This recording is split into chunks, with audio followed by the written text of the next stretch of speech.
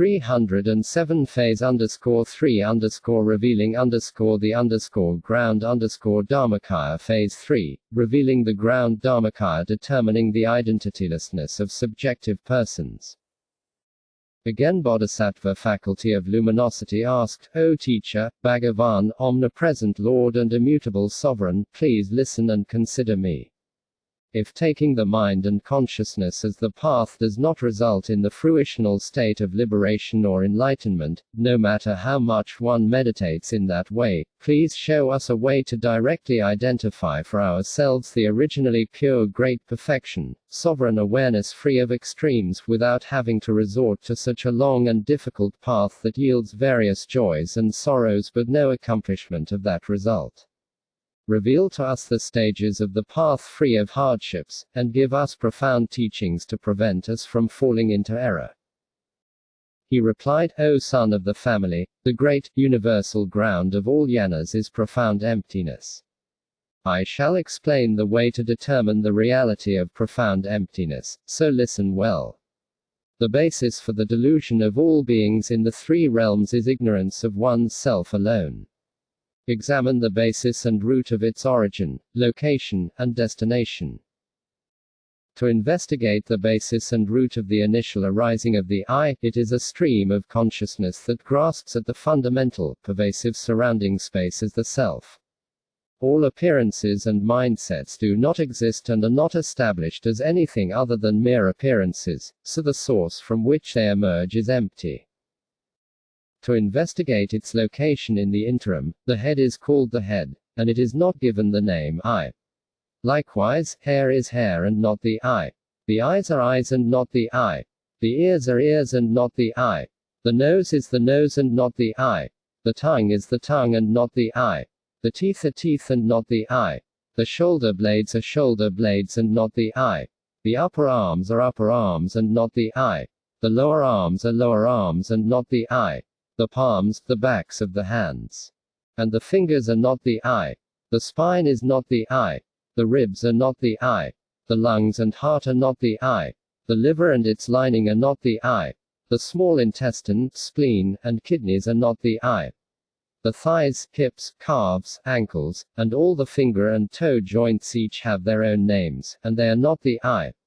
The skin, fat, flesh, blood, lymph, ligaments, tendons, and body hair all have their own names, and they are not established as the I. If the I were located in the lower part of the body, there would be no pain if the head and the upper limbs were amputated, so it is not present there. If it were located in the upper body, there would be no pain if the lower portions of the body such as the legs were harmed. If it were located inside, there would be no reason why scraping off outer body hair and skin would cause searing pain. Consider whether it is located in the body. When all your clothes, jewelry, food, wealth, and possessions are taken away and used by someone else, misery and intolerable attachment and hostility arise, so the I is not located within your body. If it were located in external objects, all physical worlds and the sentient inhabitants could be apprehended as being mine, but in fact all things have their own names, and they are not the I. All phenomena of the physical worlds and their inhabitants other than the I, seem to exist separately from the self. Nevertheless, whether in a dream, the waking state, or the hereafter, the self and other appearances always appear like a body and its shadow, like liquid and moisture, and like fire and heat. So the I dominates all the physical worlds and the sentient inhabitants, but the I is not located anywhere. Finally, to investigate and analyze where it goes, the entire phenomenal world is the basis and essential nature of the great phantasm of the I, so its destination is naturally empty. All three realms arise as apparitions of grasping at the I, so it has nowhere else to go.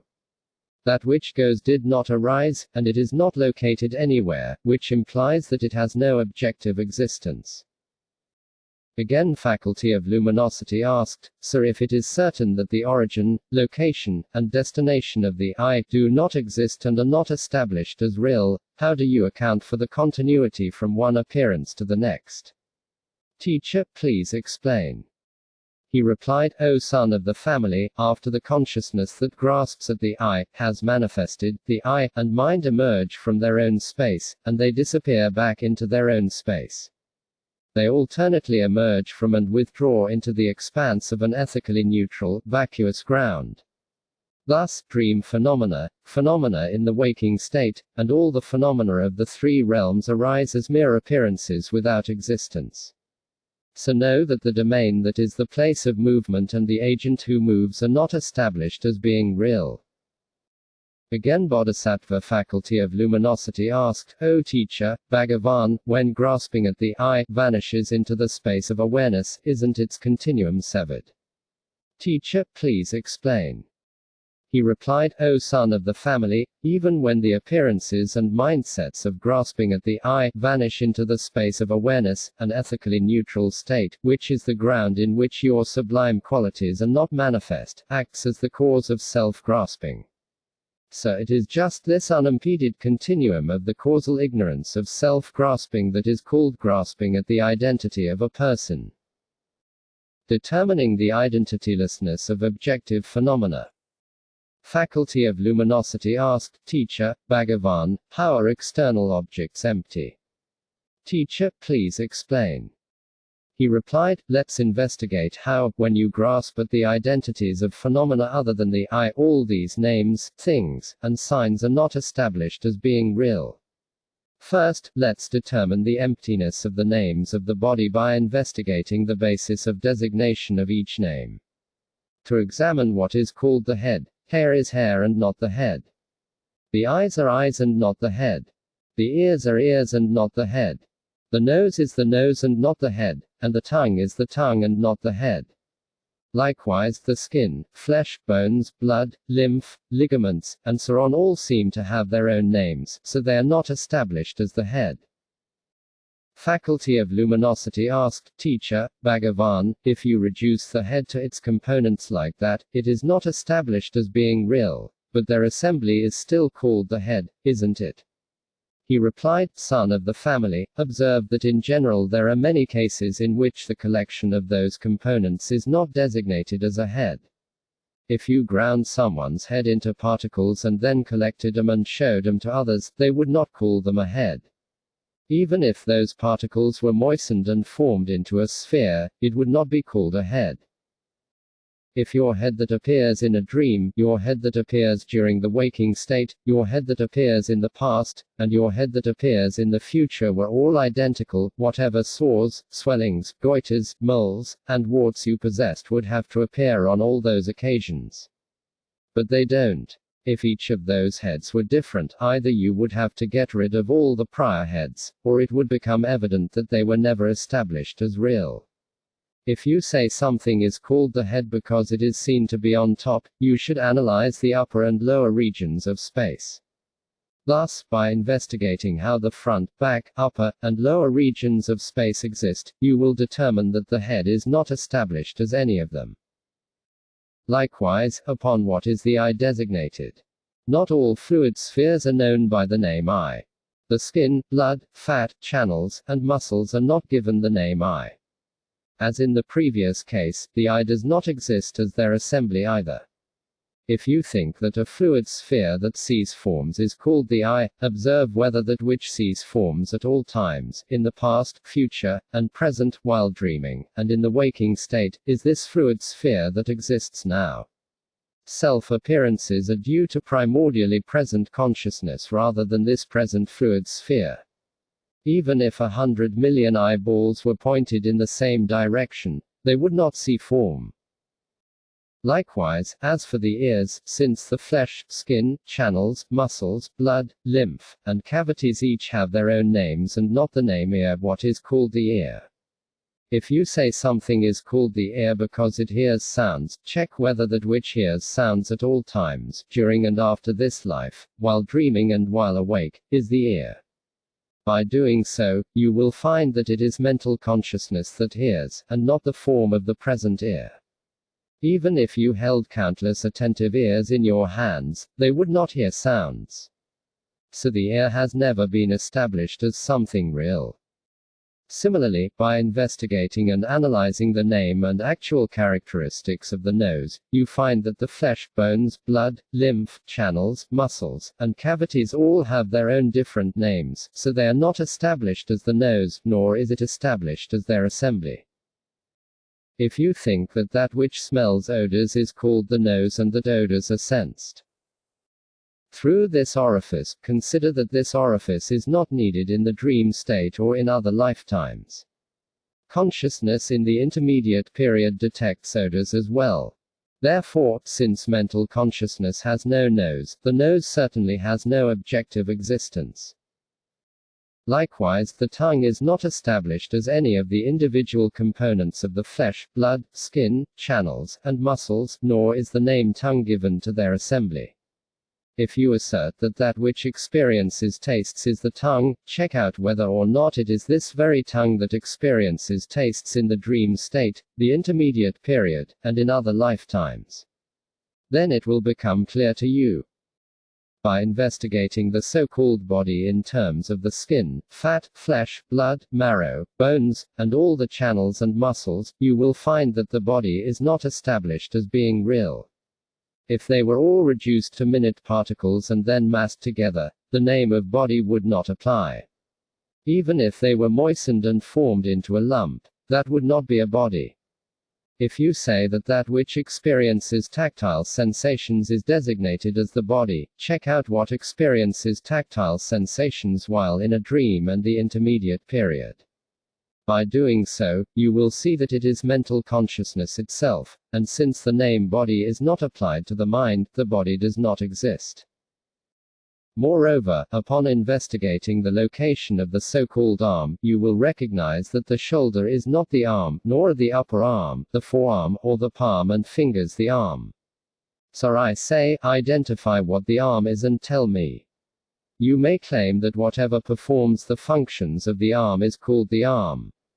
But then, if you examine the appearance of an arm that performs the functions of an arm in a dream, and all such appearances in the intermediate period, and ask of them, is this it? You will find that it is not. Rather, you will determine that they are merely appearances to the mind. So the arm is not established except as something imputed upon the mind. Moreover, upon examining the shoulder, you will see that the flesh is not the shoulder, nor the bones, channels, or muscles. It is not established as any of those individual components, and it is not the assembly of the particles to which they can be reduced, even if you were to moisten them and form them into a lump. Likewise, carefully examining all the joints proves that the basis of designation of that name has no objective existence. Furthermore, to what do you give the name person for the appearance of a person over there? The head is not a person. The 5 sense faculties are not a person. The name person is not established as flesh, blood, bones, marrow, channels, muscles, major and minor limbs, or consciousness. Likewise, what is the basis of designation for a so-called house? The clay is not a house. As for the stones, they are called stones, not house. Nor are pillars, rafters, beams, or the foundation called house, and even if they were piled together, the name house would not apply. Take another example, a cup. Its exterior is not the cup, nor is its interior, its mouth, or its base the cup, nor is the wood the cup. Neither its individual components nor their assembly exist objectively as its basis of designation. Also in the case of a so-called mountain, earth is not a mountain, nor a grass or trees. Their assembly is not a mountain either, so the word mountain is empty.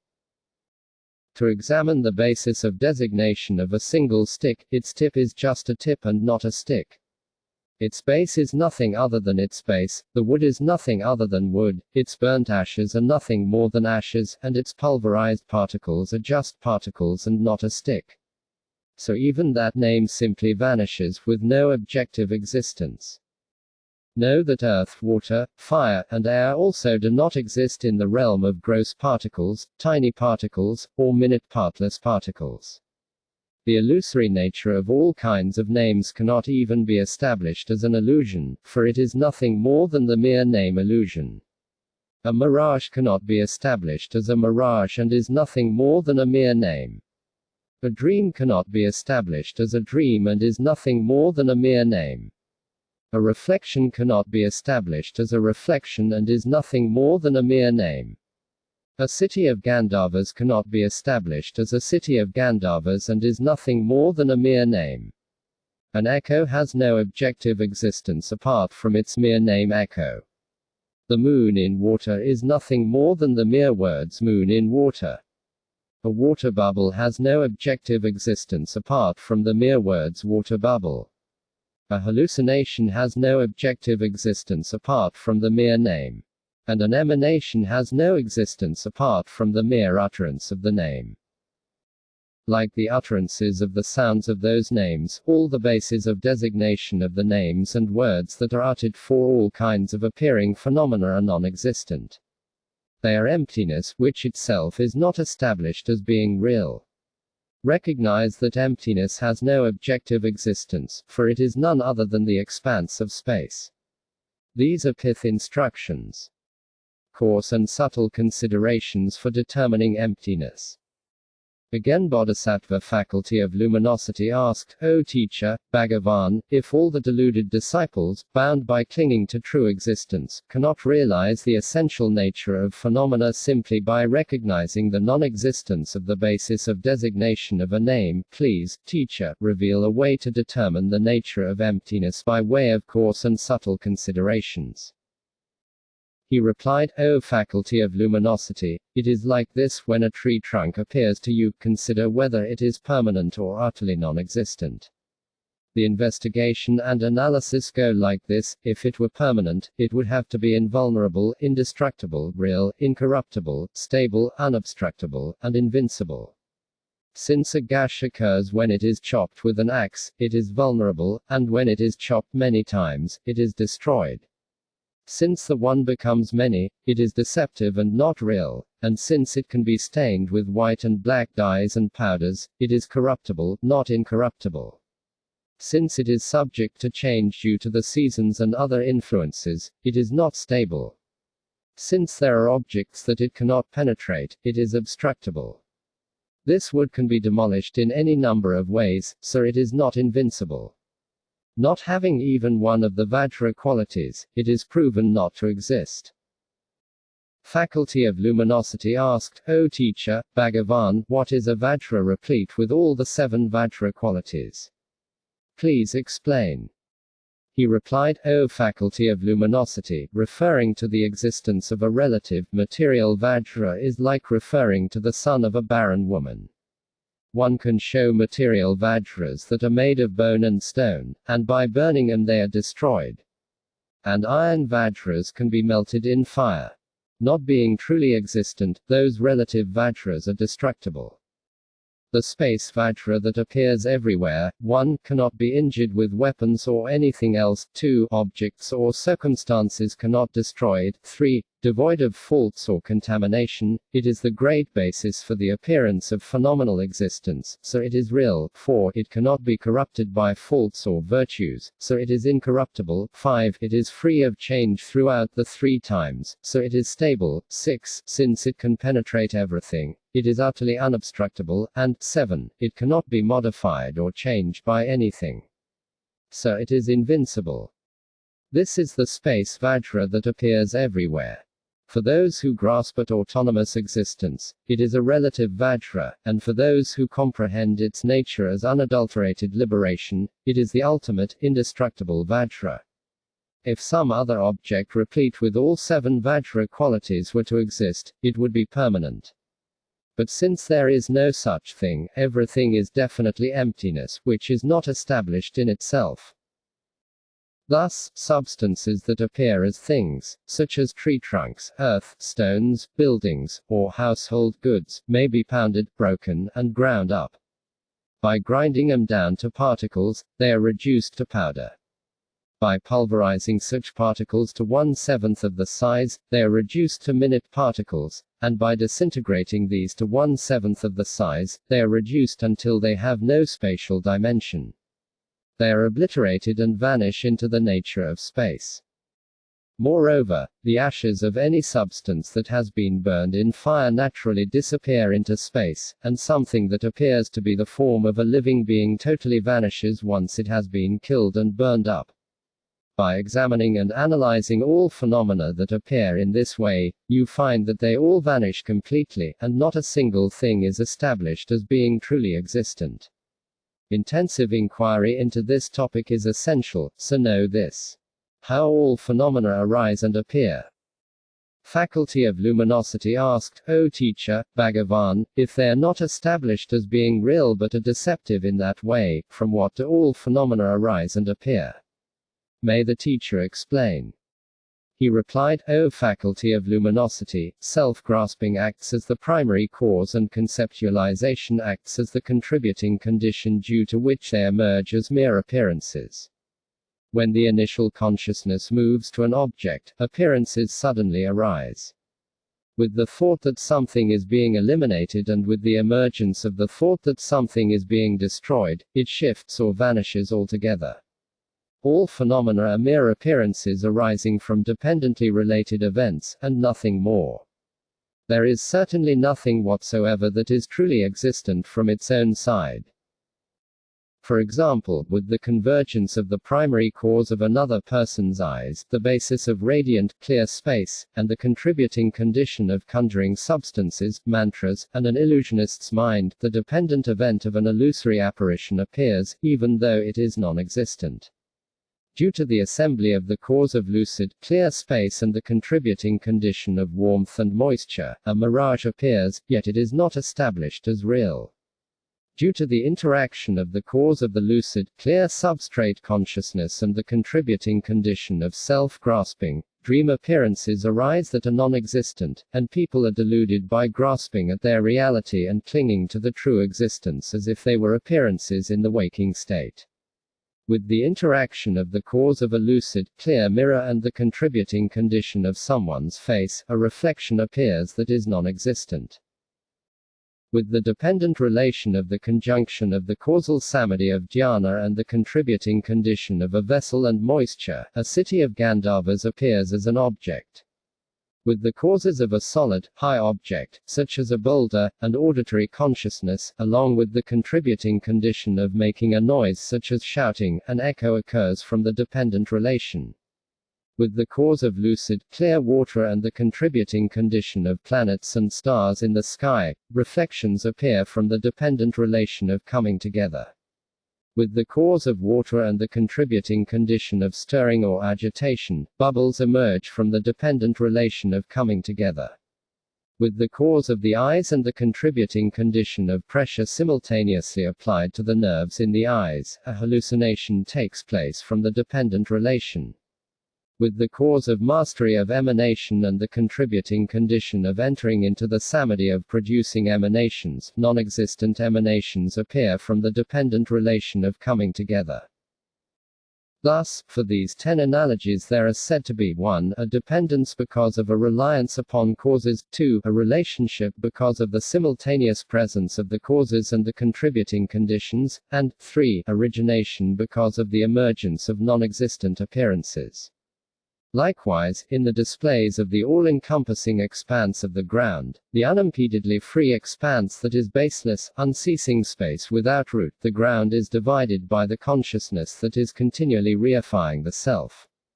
The self is maintained and the ground of space is externalized, and through the radiant clarity of the mirror-like ground, anything can arise, and the appearances of the 3 realms emerge. To give some examples of this, foam is inseparable from the ocean, but its emergence sets it apart from the ocean. And rainbows, while inseparable from the sky, appear there, making the sky appear as something else. There are said to be 1. A dependence because of reliance upon the I, 2. A relationship because of the non-duality of the self and other phenomena, and 3. Origination because of emergent phenomena that have no objective existence.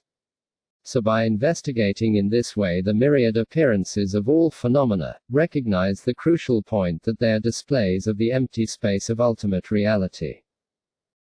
Moreover, when you fall asleep, all objective appearances of waking reality, including the physical worlds, the sentient inhabitants, and all the objects that appear to the five senses, dissolve into the vacuity of the substrate, which is of the nature of space, and they infinitely pervade that vacuity. Once again, self-grasping consciousness is aroused by the apparitions of the movements of karmic energies. Consequently, from the appearance of the self, as before, all inner and outer phenomena, including the physical worlds, the sentient inhabitants, and sensory objects, emerge as dream appearances within the ground space of awareness. Joy, sorrow, and indifference are held close and clung to as being truly existent. This is delusion, so recognize it. Then Bodhisattva Lord displaying all appearances rose from his seat, bowed reverently, and said to the Bhagavan, O teacher, Bhagavan, I do not accept that all appearances dissolve like that. When I go to bed, wrap myself in warm bedding, and fall asleep, this array of phenomena remains where it was. The Bhagavan counted, O Lord displaying all appearances, when you go to bed, wrap yourself in warm bedding, and fall asleep, if all waking appearances of the physical worlds, the sentient inhabitants, and all sensory objects stay where they are, where is the enormous physical world that objectively appears in the dream state? Where are the many beings who inhabit it? And where are those fine arrays of appearances to the five senses? Tell me, do those objects emerge outside or inside your body? Lord displaying all appearances replied, I believe they manifest inside the body. He replied, O VAJRA of appearances, consider all the areas of the body from inside the head on down. Tell me, where do those vast and numerous phenomena, such as the many mountains and valleys, manifest?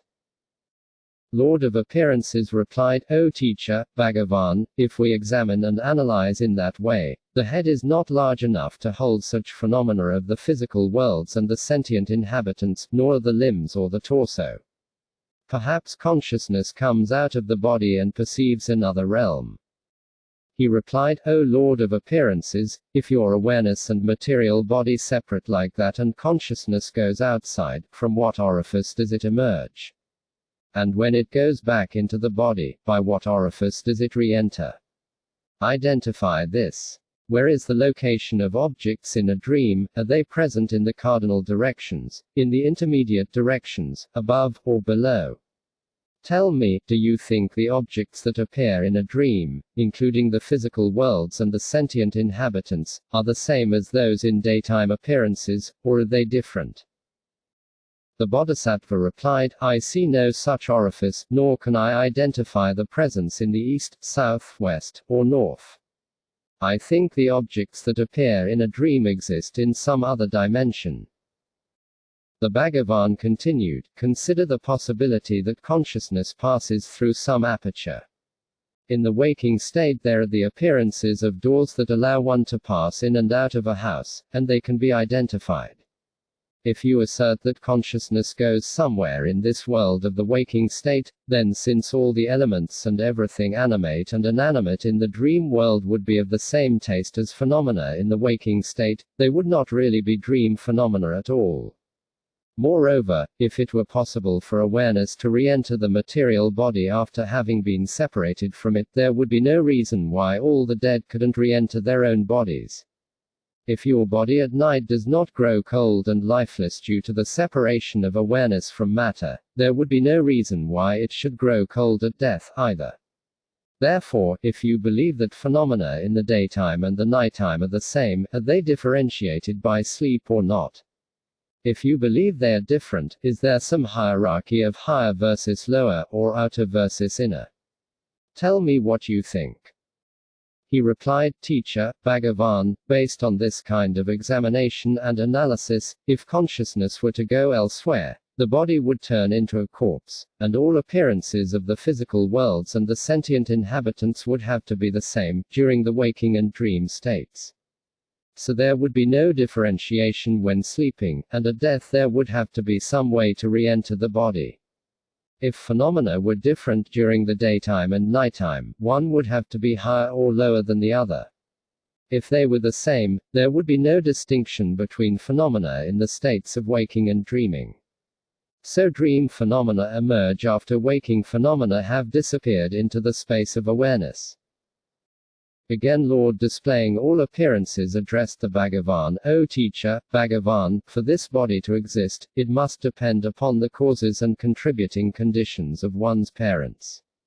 But since this implies that phenomena do not change in the way you have described, in dependence on what do these parents and this body appear? Teacher, please explain. He replied, O Lord of appearances, if you think both parents are necessary for the existence of a body, recall that a body in the intermediate period, a dream body, one that is born from heat and moisture, and one that is born spontaneously all arise without a mother or father. If you believe this body exists in dependence upon one's parents, before beings became embodied, where did the original father come from? Where did he live? Where did he finally go? Examine the mother similarly, how she was born, lived, and passed away. Investigate the evolution of parents up to this present body. Understand this. Lord of Appearances responded, all right, teacher, Bhagavan, by establishing the nature of appearances, I suspect that the phenomenon of myself alone is a mere appearance and does not exist. Is that so or not? Teacher, please explain. He replied, O great being, don't think like that. By establishing all appearances like that, if your perception of everything as empty finally leads you to the conclusion that nothing is empty except the mere non-existent phenomenon of yourself alone, you have conflated that which is not empty with that which is empty. That is merely setting yourself up to view that which is existent as being non-existent. While regarding emptiness as relative and reifying existence as ultimately real, if you believe that you alone do not exist from your own side, then that understanding of the emptiness of yourself alone leaves you with the Sravaka view of mere personal identitylessness. By regarding the entire phenomenal world as being like the 10 analogies of illusion, understand that there are no objects that appear apart from the illusionist. From the very moment they appear, know that they vanish for the person to whom they appear, and they are not truly existent. Understand this as ultimate emptiness. Lord of Appearances replied, here is what I think, they are not the appearances of one sentient being. If all the 3 realms were merely my own appearances, when just my appearances change, all the appearances of the 3 realms should change accordingly. They would certainly have to pass away, vanish, and be extinguished with me. Since that's not so, I don't think that due to my perception of external objects, the physical worlds and the sentient inhabitants in the 3 realms perish and vanish together with me. So, teacher, please explain fully the meaning of this. He responded, O Lord of Appearances, such thoughts of yours are familiar to all beings who are deluded by grasping at true existence. But knowing how to act like others is not the way to realize emptiness. For beginningless lifetimes, you have apprehended your own appearances as being other than yourself, and by grasping at them, you have become deluded. The phenomena of a dream, with all its sensory objects, are not left behind and discarded when you wake up.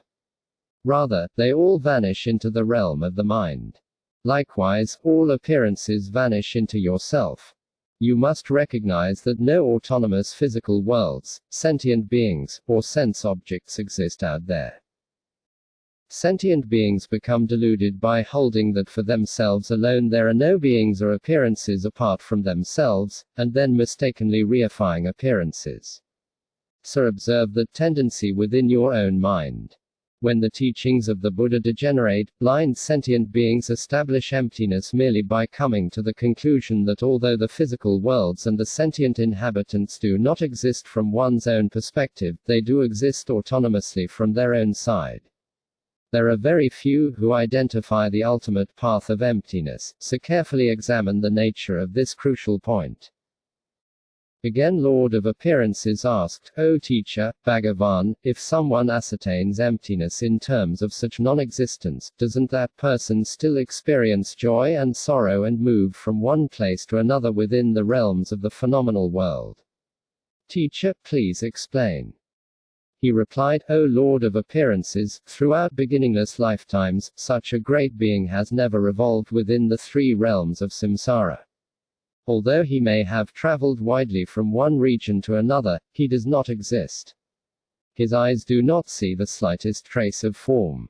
His ears have never heard even the sound of an echo, nor has his nose detected odors, his tongue experienced tastes, or his body felt tactile sensations. He has never taken even a single step in the three realms of samsara. He has never exerted the slightest bit of effort toward making a living. He does not sit or rise, nor does he ever move any of his limbs. Know with certainty that he has never been subject to the experiences of birth, youth, adulthood, old age, illness, death, and so forth. Again Lord of Appearances asked, O teacher, Bhagavan, this beginningless and endless delusion certainly does exist, and there is surely much wandering about in samsara. Moreover, countries are seen with the eyes, sounds and voices are heard with the ears, various odors are detected with the nose, and things that are experienced as tactile objects are also seen with the eyes. Ultimately, things are taken in hand, eaten, and tasted. All gentle and rough tactile sensations are experienced with the body. We do move around on the ground with our legs, and the phenomena of birth, aging, sickness, and death are incontrovertible. Moreover, people do try to make a living by moving about and exerting themselves. Why do you say that these don't exist? Teacher, please explain. He replied, O Lord of Appearances, you do not travel from one region in a dream to somewhere else in the waking state. Rather, appearances simply shift, so to speak. Although you may have seen a country in a dream, upon looking for it today, not even a trace of it can be seen. While a variety of sounds, voices, smells, tastes, and different sorts of tactile sensations may have appeared in the dream, if you look for them today, you find the ears hear their own sounds and the nose detects its own smells, and the tongue experiences its own tastes, other than which you have never tasted a single bite of food. Although you may dream of traveling around a country on foot, you never take a single step. Although it may seem that you have exerted yourself in various ways to make a living in a dream, by observing your situation today you will see that not even an instant's worth of such work was done. Likewise, all the appearances of birth, aging, sickness, death, walking, sitting, and movement are non-existent. From the very moment that these delusive appearances arise, observe how they are non-objective, non-abiding, baseless, never occurring, and unborn. Like these examples, all phenomena are mere appearances, they are empty and not established as real. Lord of Appearances objected, dreams are not like phenomena in the waking state. Dreams seem to be delusive appearances, whereas phenomena in the waking state appear to be truly existent, stable, and incapable of being influenced by the mind. So how is that?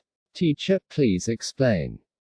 He responded, O Lord of Appearances, since this body of yours first appeared and was brought to mind, there have been all kinds of waking appearances of working, finding employment, acquiring things, striving, and perceiving sensory objects. Where are they all now? What aims and tasks have been accomplished? Identify what is truly existent. Likewise, examine the ways in which they are and are not comparable to dream appearances. See whether or not there are differences between these two in terms of the duration and quantity. There is no way to distinguish between samsara and nirvana apart from the presence and absence of delusion. If you take dreams to be delusive and unreal, and waking appearances to be non-delusive and real, do you think you are an undeluded Buddha during the daytime and a deluded sentient being while dreaming? If so, samsara and nirvana would trade places in a single day, so there would certainly be no hope for either of them.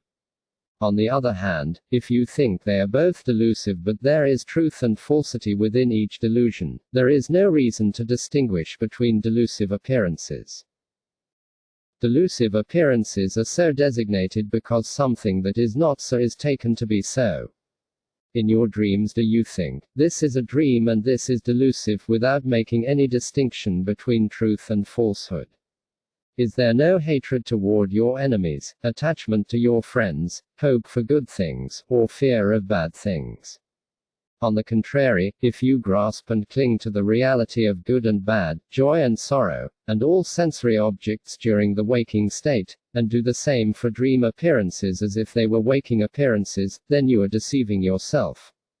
Presented with misleading appearances and mindsets, you cling to their reality and deceive yourself. Examine how this happens. O Lord of appearances, due to the power of conceptualization, when appearances of going in all directions arise, by merely appearing to take one step after another, various types of images of form and so on emerge from and simultaneously disappear back into the space of awareness. With regard to mountains and valleys, homes, possessions, and everything else, what appeared formerly vanishes as the latter arise, but the latter do not arrive by leaving the former behind somewhere. Know that simply by opening and closing the eyes, all appearances dissolve into absolute space and subsequent ones emerge. Lord of appearances responded, I think these phenomena that appear right here are none other than all the people, earth, water, and mountains that were already present, and they appear to the sense faculties.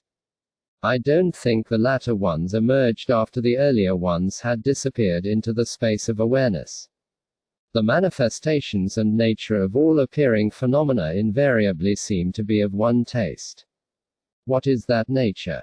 Teacher, please explain. He replied, O Lord of appearances, it's not like that. Do you believe the rainbow that appeared in the sky earlier and the one that appears today are identical? Do you think the clouds, mist, thunder, rain, and wind that occurred in the sky previously are the same as such events today? Do you believe that your body and all sensory objects in a dream are identical to those in the waking state? If you do, examine where they all abide when they are not appearing. There would not be the slightest distinction in terms of the form, shape, color, or nature of any of them. Do you believe the people and animals that appear in the waking state are identical to, and thus in no way different from, those in a dream? If you think they are the same, you should recognize the obvious signs of the dissimilarity. For instance, in the waking state people may appear to be ill, be struck by weapons, and perish, but not in the dream state, and the various appearances, land being destroyed, mountains crumbling, are also different. You are deluded in regarding as permanent all the non-existent, unestablished phenomena that appear. In reality they are unestablished, impermanent, and mutable, and from the very moment they appear, they are empty and non-objective. Knowledge of this state is the quintessence of all the tantras, oral transmissions, and pith instructions. So fathom this. The point of realizing the emptiness of phenomena. Lord of appearances then commented, in that case, all phenomena appear even though they are non-existent. But I don't see any point in ascertaining that all appearing phenomena are primordially empty, for I think it is enough to realize the emptiness of oneself alone. How about that? Teacher, please explain. He replied, O Lord of appearances, the appearances and mindsets of all beings are identityless, non-objective, and of the nature of emptiness. However, by failing to recognize this, beings wander endlessly in the three realms of samsara, clinging to true existence. Establishing such non-existence as the nature of emptiness, realizing it as it is, and causing this state to become manifest is the supreme quintessence of the essential nature of meditation, the authentic path, and the teachings, oral transmissions, and pith instructions of the perfect Buddha. So know this. If it is not realized, emptiness is reduced to an ethically neutral state that neither benefits nor harms. Knowledge of the nature of emptiness is the great wisdom of realizing identitylessness, which is the essential nature of all the grounds and paths. Lord of appearances then asked, even though all phenomena are perfectly empty, the mere realization of this doesn't cause them to become non-existent. So couldn't it be that physical or verbal virtues surpass this realization? Teacher, please explain the meaning here. The Bhagavan replied, don't think like that. Even if you spent your entire life practicing relative virtues such as prostrations and circumambulations with your body and mere oral recitations with your mouth, how could liberation ever be achieved? Since you won't become liberated even by such mental virtues as meditating on a deity, cultivating the dhyanas, or merely recognizing your thoughts, what's the point of frustrating yourself by thinking that liberation won't be attained simply by knowing emptiness? If you think that, you are obscured by a great darkness of stupidity and foolishness, and your eye of wisdom with which to investigate the nature of all phenomena is blinded. Lord of Appearances asked, nowadays some people venture into meditation and strive in practice, and some masters acquire knowledge through the teachings, tantras, oral transmissions, and pith instructions of the Buddha and through their own training, yet they do not succeed in meditation or realization. Each must judge this for himself. After passing through many pleasant and difficult stages, there are people who finally identify some degree of knowledge and claim it to be authentic. Are such claims true or not? Teacher, please explain. He replied, O Lord of Appearances, the Buddhas have taught that all phenomena, ranging from form up to the omniscient mind, are of the nature of emptiness. They have taught the characteristics of all phenomena because yogins must know and realize them. The path of the followers accords with this, so it is crucial for that path to conform to all the tantras, oral transmissions, and pith instructions as well. For beginningless eons, beings have failed to discover the path by themselves, and they have been deluded by clinging to the experiences of a constant stream of joyful and painful appearances. If they still fail to conform to the teachings, tantras, oral transmissions, and pith instructions of the Buddhas, they will not discover the grounds and paths to liberation on their own. And the appearances of pleasant and painful sensations make the attainment of the state of omniscience as improbable as the horns of a hare. Know that the speech is very stupid and foolish, and their words indicate a lack of investigation, analysis, and realization. Lord of Appearances then asked, even though I know that phenomena are empty due to their non-existence, anxiety and fear still arise when things happen such as being attacked by others, falling over a cliff, or being assaulted with water, fire, or weapons, and experiences such as pain, illness, loss, and regret occur. So it seems to me they must exist. Please explain how this happens. He replied, O Lord of Appearances, when appearances arise such as an attacker beating you with a weapon or a stick, or frightening situations occur involving water, fire, or a cliff, sensations of suffering and pain certainly arise due to dualistic grasping. But in reality there is no injury or entity that inflicts harm. The fires of hell do not burn, pretas are not tormented by hunger or thirst, and asuras are not hacked up with weapons of war. Likewise, in terms of phenomena, all misery and pain merely appear, but in terms of emptiness, they are not established as being anything real at all. O son of the family, the primordial ground, appearing as space, is apprehended as something else. Once space appears as earth, earth is apprehended as being a real substance. Similarly, space appears as sensory objects such as water, fire, air, and sentient beings, and these appearances are taken to be real things. For example, various reflections of the sun, moon, planets, stars, and so on appear in the ocean, but they have no existence apart from the ocean. In this way, recognize that everything is subsumed in space itself. Combating the faults of benefit and harm. Lord of Appearances asked, O teacher, Bhagavan, in the nature of pristine space, the absolute space of phenomena, is there any benefit from virtue or harm from negative actions, and is there anyone who is helped by gods or harmed by demons and other malevolent beings?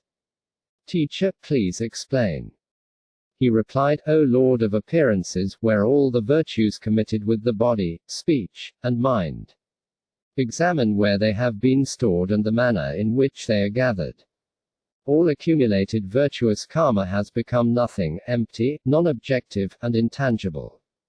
As not even one action is established as being real, virtuous action consists of nothing but appearances of wholesome conduct. Lord of Appearances then asked, "Are such deeds of no benefit to the mind?" He replied, "Examine where in the mind they might be of benefit, in terms of its outside, inside, front, back, and so forth. If neither that which benefits nor that which is benefited is established as being real, there is certainly no benefit. Also, examine the direction and location in which all accumulated negative actions have been assembled, and observe how they exist. They have always been unestablished and non-abiding, so if you think they have afflicted your mind, investigate and analyze the mind's exterior, interior, top, bottom, front, back, and so on. By doing so, you will see that negative actions are mere empty appearances, consequently there is not the slightest bit of harm inflicted by them." Lord of Appearances responded, "Although there seems to be no benefit or harm, I still think they exist. Please clarify." He replied, "O Lord of Appearances, if you inspect the midstream of an old man who has devoted his whole life to physical and verbal virtues and that of an old man who has applied his whole life to negative actions and non-virtue, you will find they both want happiness and don't want suffering. They see themselves as gods and regard others as demons. They have such thoughts as hoping for good things and fearing bad things, and all the desires are alike with neither one better than the other. In the past as well, with these thoughts, the behavior, and the orientation of the desires, they have been endlessly deluded in samsara, therefore, in the future they are bound to be deluded in the same way. So there appears to be no difference between them." Lord of Appearances asked, "Is there no ripening of karma from positive and negative conduct?" Teacher, please explain. He replied, "O great being, whatever positive or negative actions have been committed, until the ripening of each of them has run its course, the appearances of pleasure and suffering will continue to occur.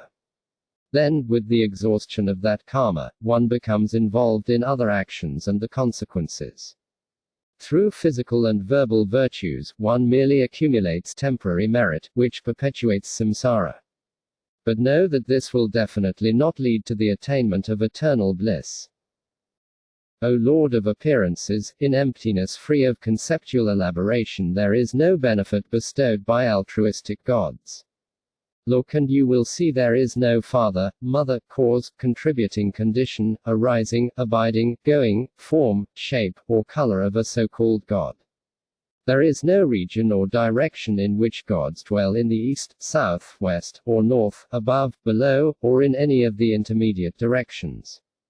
Since there is no place where they dwell and no region where they are based, they have no forms seen with the eyes, no sounds heard with the ears, no odors smelled with the nose, no tastes experienced with the tongue, and no tactile sensations felt with the body. So how can they be of benefit?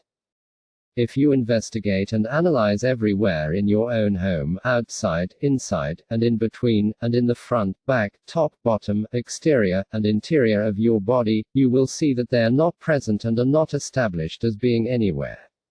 Look for gods anywhere in the mountains, orchards, and forests right down to the level of particles.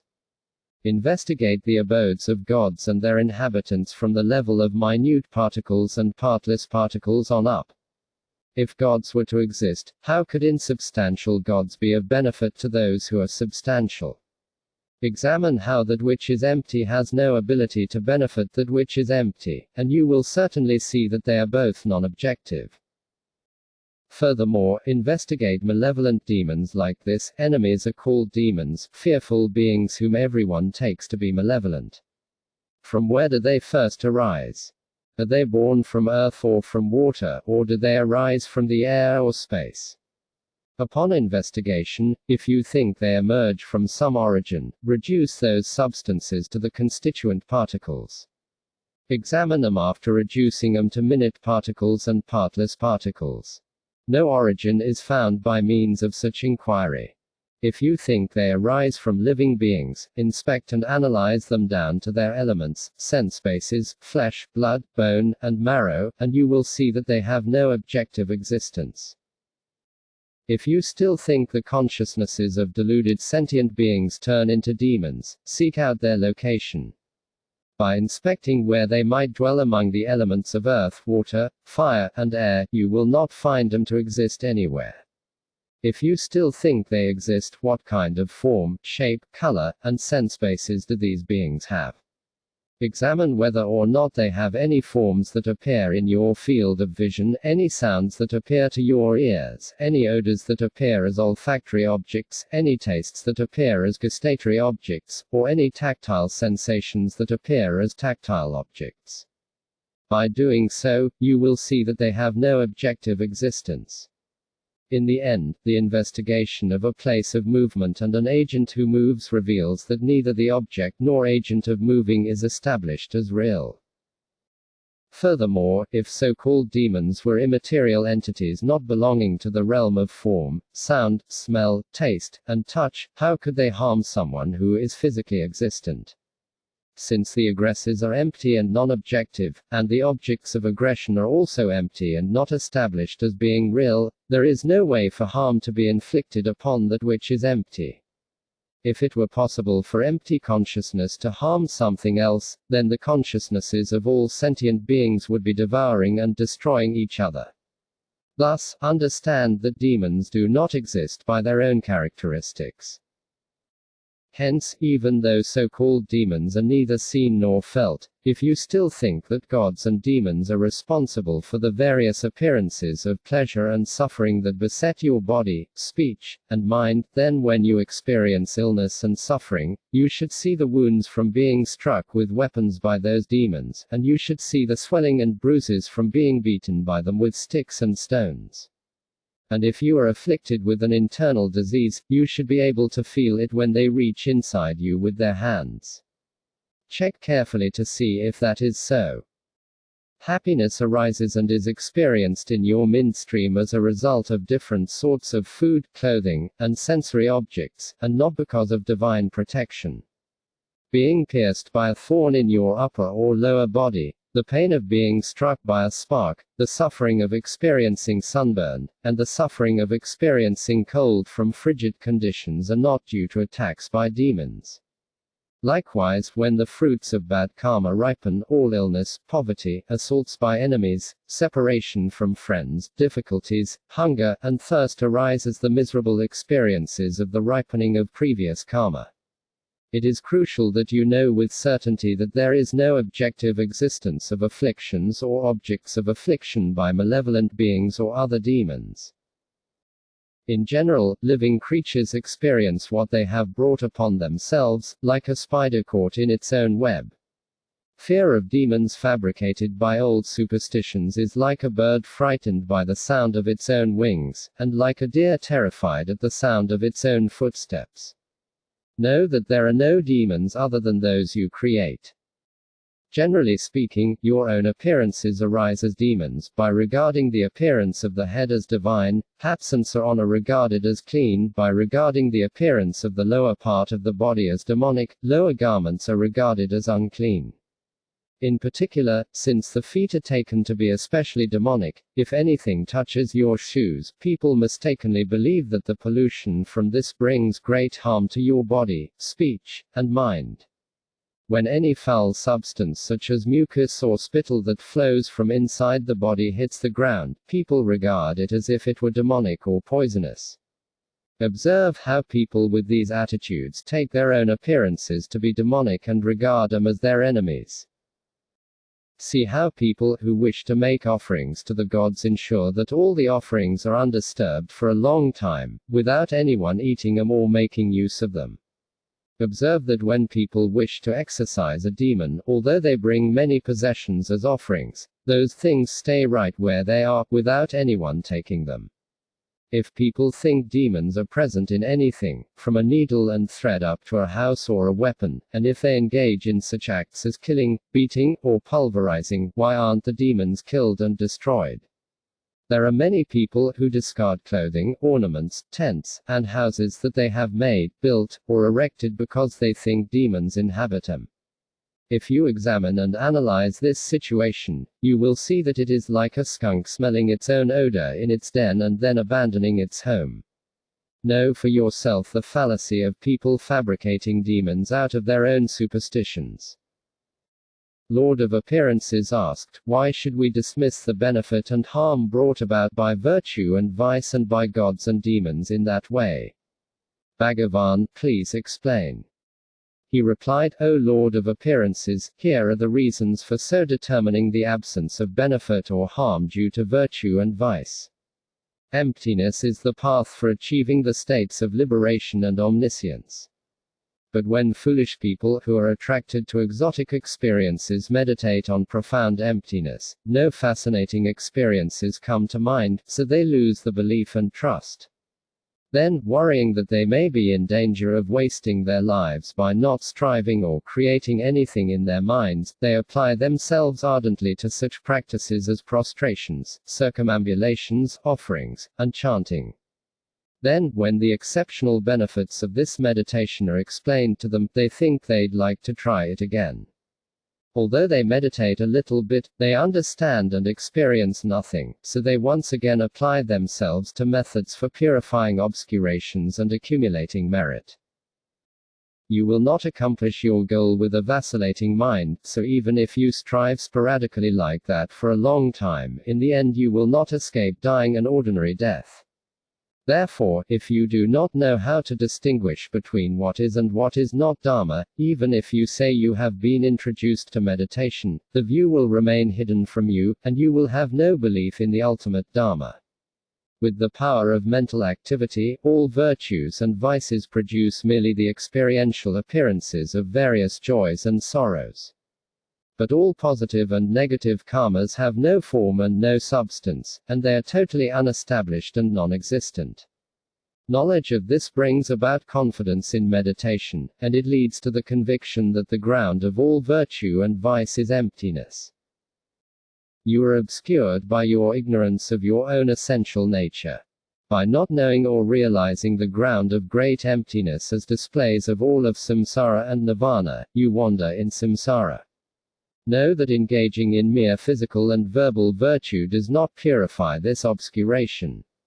Believe and trust in your own awareness, then the dust will be removed from your eye of wisdom. Examine and recognize whether those gods and demons and all virtue and vice actually do any good. Otherwise, from the moment that the aggregates grasped as the I come into existence, there will arise a constant stream of appearances of the 6 classes of sentient beings. So for as long as you are involved in mental grasping at activities such as meditations, views, goals, merging, and inner withdrawal, you will constantly have various experiences of outer upheavals of apparitions of gods and demons, inner upheavals of physical illnesses, and secret upheavals of experiences of joys and sorrows. Succumbing to the superstition that these are demons, and clinging to this, people turn away from the true path and go astray. Therefore, it is crucial to comprehend this. Moreover, once you have ventured into the teachings on severance and practice it, you will recognize that gods and demons are none other than your own appearances.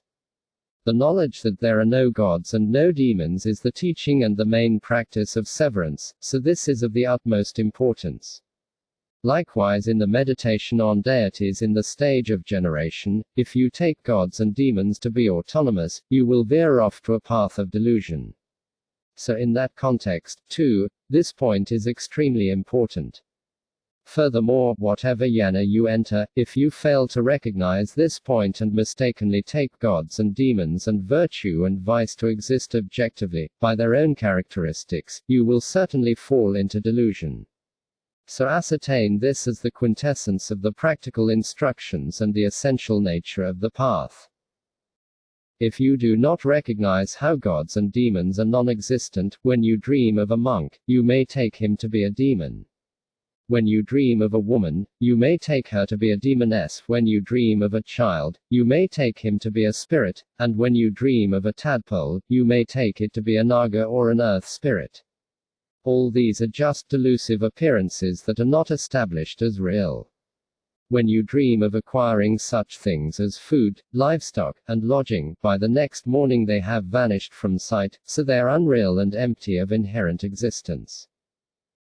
When people go from village to village hoping to acquire material gain and devoting themselves to religious rituals and subjugating demons, even though they try to trick others with various techniques for slaying and subjugating demons, people constantly feel anxiety and a terror of demons.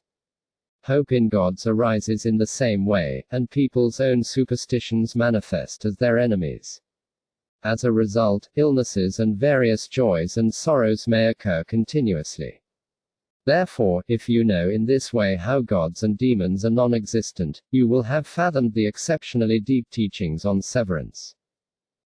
If you don't recognize the importance of this, you may think that even finding a needle and thread is due to divine intervention and then worship the gods for it. If your hand or foot is pricked by a thorn, you may attribute it to a demon. Then, with the arousal of your superstitions, any misfortune that occurs will seem to have been brought about by demons, and your mind will be filled with anxiety. Demons are conjured up by ideas about demons, which result in a lifetime of devils. So the teachings on severance are extraordinarily profound for turning away from this false path. Collapsing the false cave of hopes and fears. Lord of Appearances then asked, O teacher, Bhagavan, are the objects of hope and fear within all of samsara and nirvana established in reality by their own characteristics or not? Teacher, please explain. He replied, O Lord of Appearances, the objects of hope called Buddhas are neither primordially established nor are they present in reality. If a Buddha had a body, wouldn't it have been produced by the causes and contributing conditions of parents? If so, a Buddha would fall to the extreme of birth. If a Buddha had a Buddha field, sensory objects, and a retinue, wouldn't they appear because of grasping at the phenomenal identities of apprehended objects? If a Buddha appeared to have a body, wouldn't that occur because of grasping at a personal identity?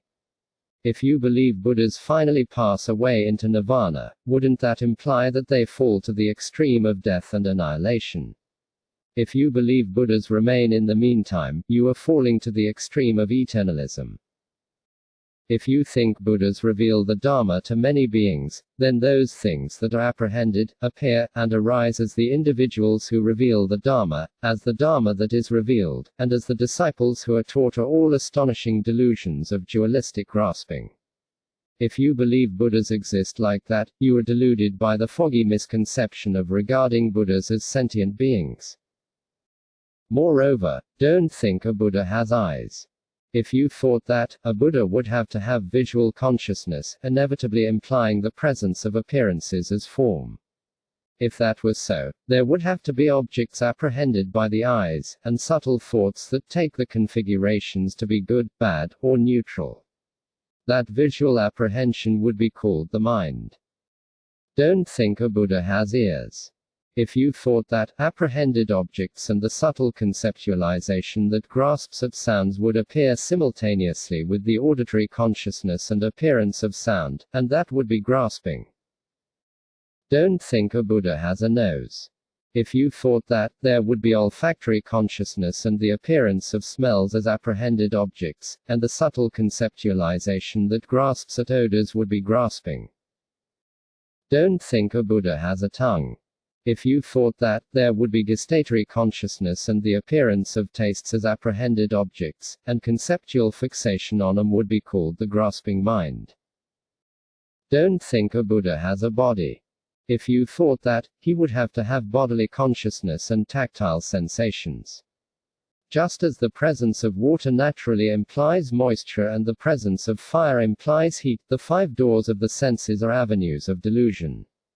So all kinds of consciousness, appearances, and grasping minds occur of their own accord as dependently related events.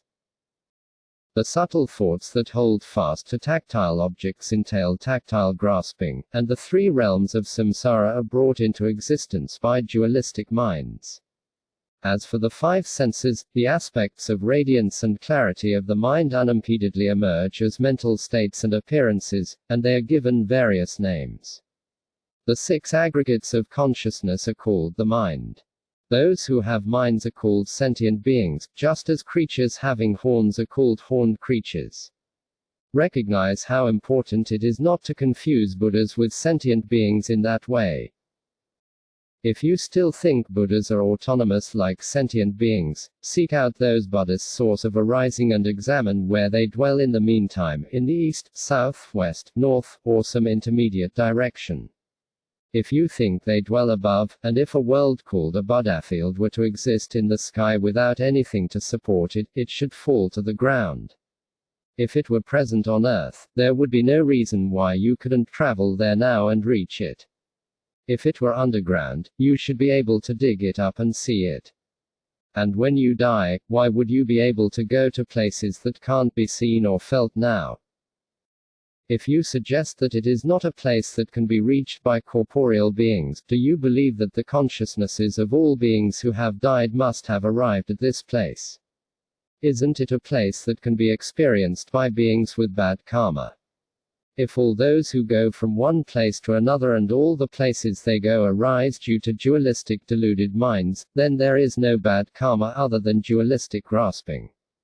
Nevertheless, these places are certainly experienced by everyone. Moreover, if such places were to exist, beings bound by the two types of self-grasping and endowed with the 5 senses and 6 aggregates of consciousness might go there. But because of the impurity of their midstreams, they could experience only the fruition of temporary pleasure, without reaching a state of eternal bliss. This becomes obvious by observing the unstable, transitory nature of dualistic appearances. The characteristics of the appearances of the dualistic mind as emergence and cessation are originally unestablished, which reveals their own lack of true existence. Some people say that the physical worlds and the sentient inhabitants exist in the Buddha fields with a bounty of joy and prosperity naturally present there, and that the physical world, its sentient inhabitants, the teacher, and retinue all have the extraordinarily fine qualities of serenity, coolness, radiance, and freedom from impurity. If so, they are no better than the gods of the form realm, so these are mental appearances to sentient beings. The various appearances of this world are apparitions of ignorance, which shows that this is a limitation of sentient beings. The ground for the arising of the appearances of all phenomena. Lord of Appearances then asked, there appear to be many deeds, writings, temples, and reliquaries of numerous yogins and siddhas of the past. How is that? Teacher, please explain. He replied, O Lord of Appearances, when someone falls asleep and dreams, he may hear many accounts of the early formation of the cosmos and the evolution of human and non-human life forms. He may witness many teachers and masters propounding the Dharma, see many images of numerous temples and reliquaries, and observe many writings. Many people will seem to tell him that the images of those temples and reliquaries were constructed by certain patrons, artists, and smiths, and that those writings were composed by specific teachers. However, when that person wakes up the next morning, it turns out that all those perceived appearances and reports were nothing but his own appearances emerging from and disappearing back into his own nature. Likewise, all the representations of the body, speech, and mind of the Buddhas that appear in this way emerge as appearances of this morning and this present moment. But they did not exist earlier, nor do they depend upon anything earlier. Ascertain that they are all your own delusive appearances. Buddhahood is just this ground of all sentient beings, emptiness free of conceptual elaboration. That which is called a vision of the Buddha is the Buddha gazing upon sentient beings, and it is simply a delusive, muddled visionary experience, for the observer and the object observed do not exist, they are nothing more than intangible displays of emptiness. The Buddha is no more than your own appearances, so without placing your hopes in any other object, empty out the object of your hopes. Now, by examining and analyzing the fundamental ground of the domains of impure samsara, you must realize that frightening regions do not exist apart from yourself.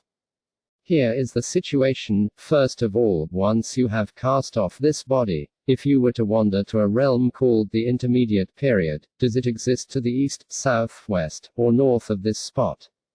Or is it right here, or in some intermediate direction or another one? By examining this, you see that such a region is not established as real.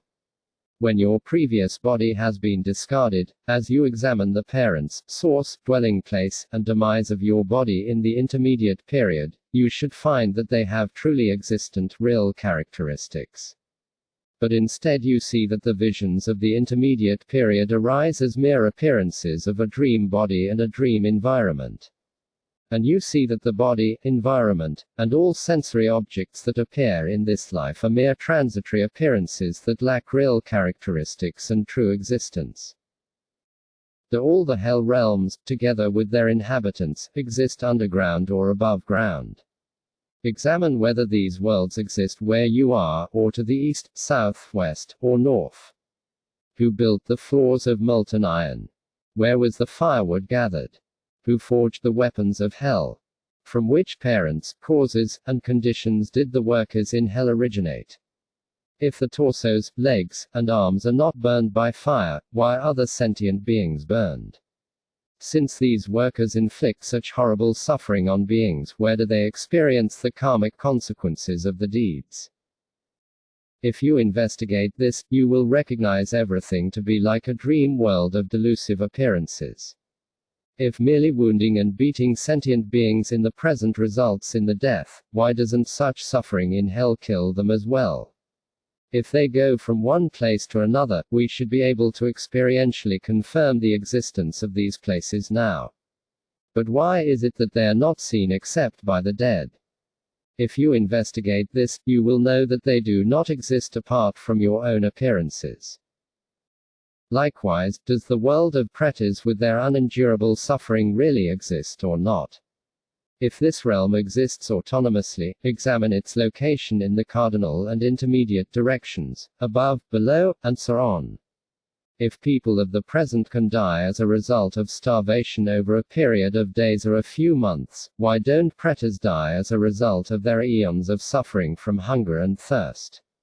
If you consider this carefully, you will see that even if they have nothing to eat for beginningless and endless lifetimes, they are happy at the sight of food because of the craving in anticipation of it. But instead they starve, which they experience as suffering.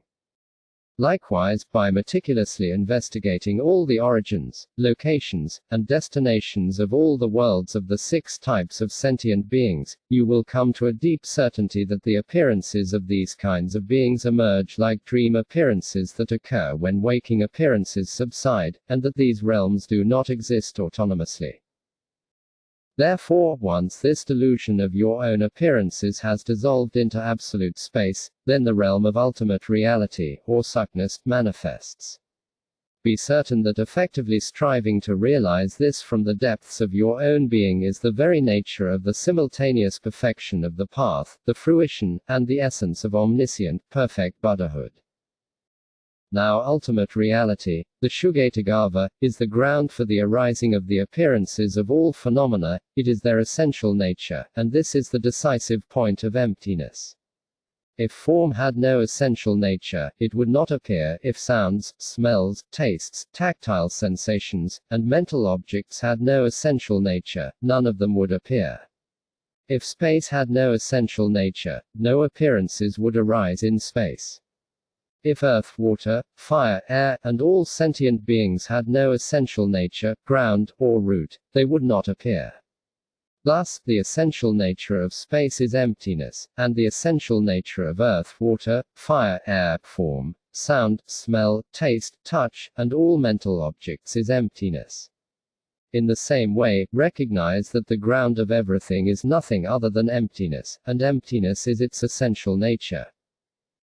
The essential nature of all the reflections of planets and stars in the ocean is the ocean itself, and the essential nature of the entire universe is space. The essential nature of all of samsara and nirvana is none other than the ultimate nature of the mind, the Shugatagarbha. That which is called the Shugatagarbha is nowhere else. By counteracting the reification of space itself as being something else, by determining with discerning wisdom that samsara and nirvana are of the nature of the space of emptiness, and by experiencing the wisdom of realizing identitylessness, you will ascertain the ground of being as space itself. But if you suppose that this is an absence of matter, or that it is something ethically neutral, devoid of faults and virtues, you are wrong. When sentient beings are deluded, space is the essential nature of all the elements, the physical worlds, the sentient inhabitants, and sensory objects, they are all displays of space. Although the essential nature of the ground is the nature of space, the ground is obscured by ignorance and is thus taken to be autonomous. Because the identityless nature of pervasive space is apprehended as the self, it appears as the self. When the ground is apprehended as something external, space then appears as an absence of matter. Due to the radiant, clear aspect of space, it can appear as earth, fire, water, air, form, sound, smell, taste, and tactile objects. This is like the appearance of various reflections of planets and stars due to the lucid, clear aspect of the ocean. All these reflections, planets, and stars are none other than the ocean itself, and they are of the same nature. Likewise, all of samsara and nirvana is nothing other than space itself, and it is all of one taste.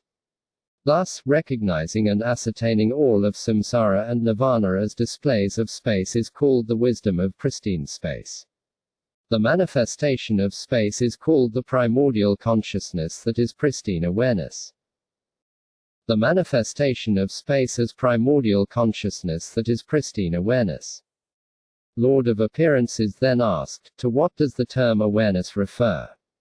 Teacher, please explain. He replied, O son of the family, because all beings of the three realms are unaware of the mode of existence of their own pristine space, it does not manifest. This is called unawareness. By comprehending with discerning wisdom all phenomena of samsara and nirvana, you recognize that they are the void, empty, intangible, non-objective displays of space. This manifestation of space is the great, infinite ground awareness. Lord of Appearances then asked, aren't things seen with the physical eyes? To say these things are awareness is not correct, so does an inner knower exist or not? Teacher, please explain. He replied, your eyeballs do not see waking appearances, dream appearances, or appearances following this life. Even 1 trillion eyeballs would not experience form. The manifestation of all daytime appearances, nighttime appearances, and appearances during and following this life is due solely to beings' minds which are of the nature of clear light which is primordially present, unimpeded, radiant, luminous consciousness, free of contamination. Such minds have the capacity to make anything appear.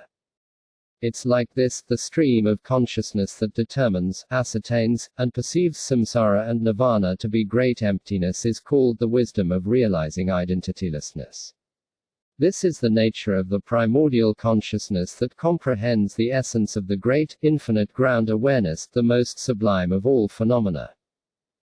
Here are its qualities, son of the family. Just as the rising sun utterly dispels all darkness, the wisdom of realizing identitylessness utterly dispels all the dark ignorance of self-concepts simply by establishing their nature, and the mode of existence of ultimate reality, or suckness, is made manifest.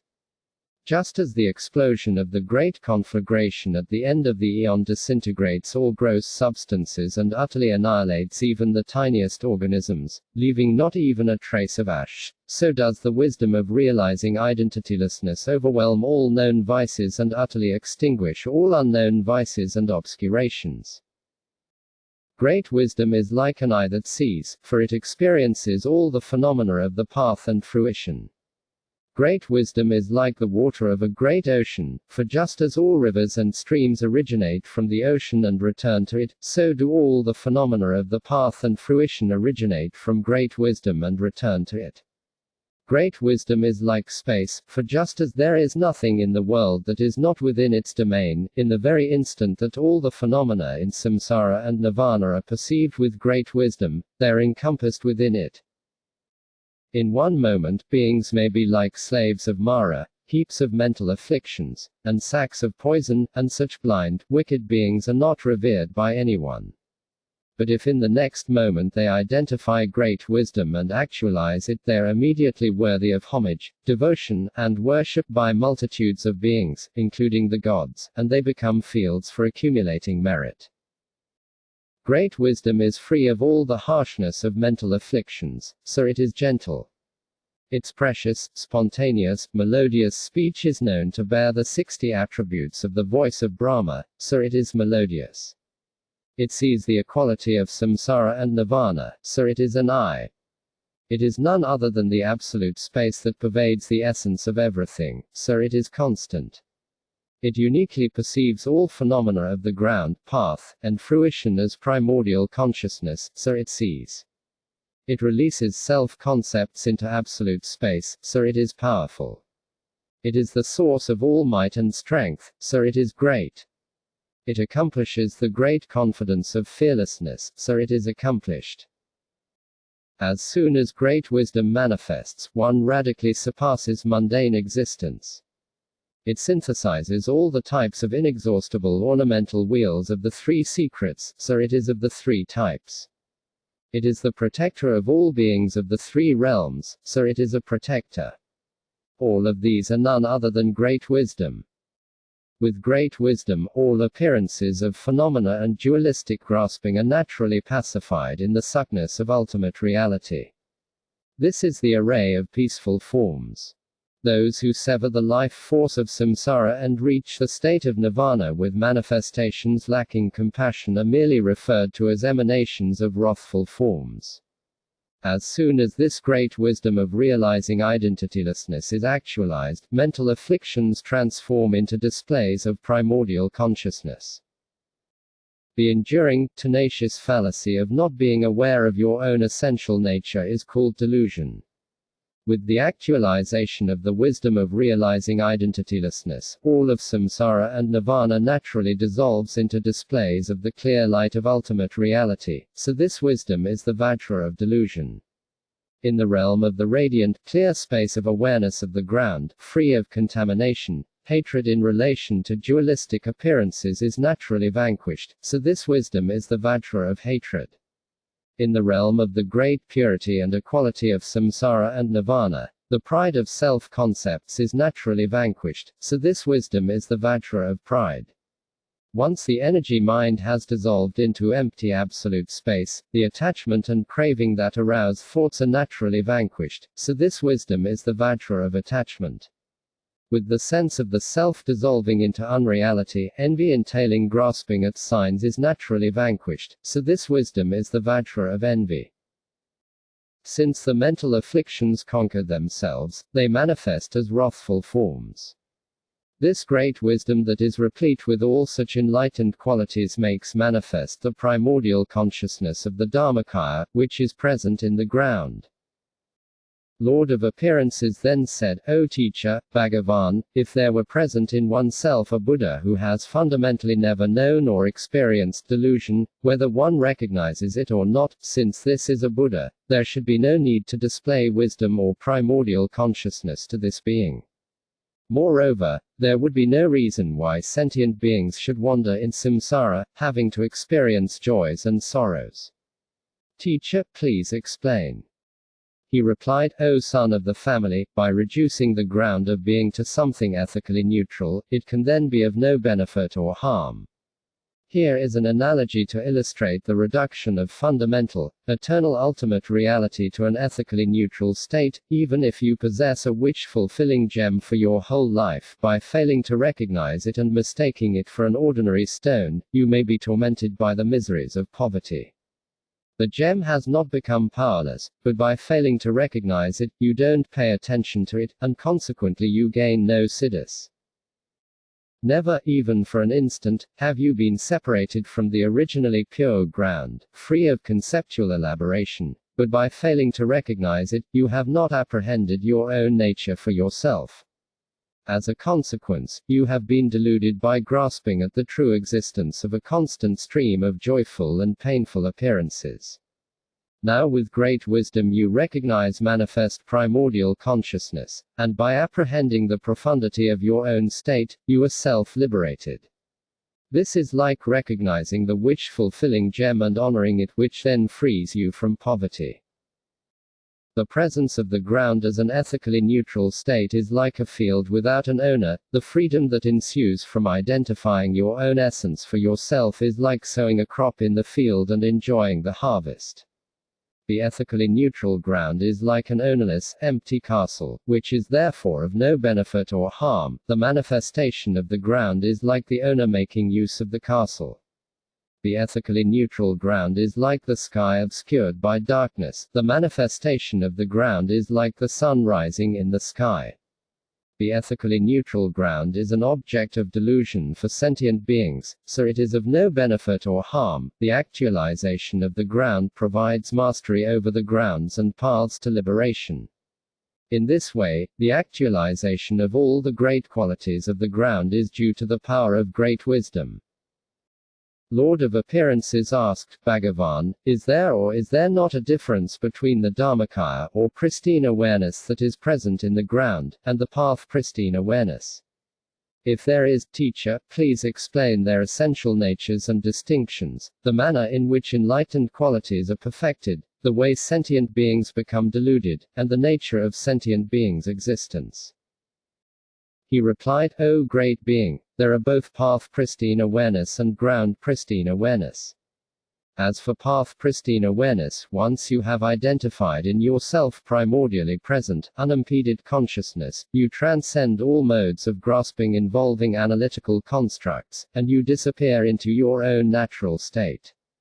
By settling in meditative equipoise in this state, without the three types of modification, even though this is not actual wisdom or primordial consciousness, it is their radiance.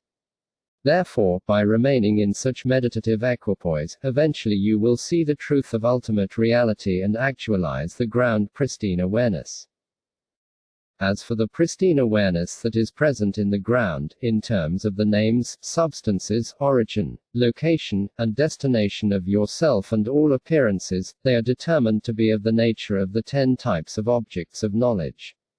Once you have recognized all phenomena included within samsara and nirvana as displays of your own appearances alone, you will actualize the great, all-pervasive realm of pristine space, which is self-emergent, spontaneous primordial consciousness. Here are its qualities. Pristine ethical discipline comes from not confusing pristine awareness for the mind. Pristine generosity comes by mastering pristine awareness, leaving it as it is without activity. Pristine patience comes by pristine awareness apprehending its own nature for itself. Pristine enthusiasm comes from not transgressing the 3 types of non-modification in meditative equipoise or the 3 relinquishments during the post-meditative state. Pristine meditation comes by transforming thoughts into primordial consciousness. Pristine wisdom comes out of the displays of the equality of samsara and nirvana.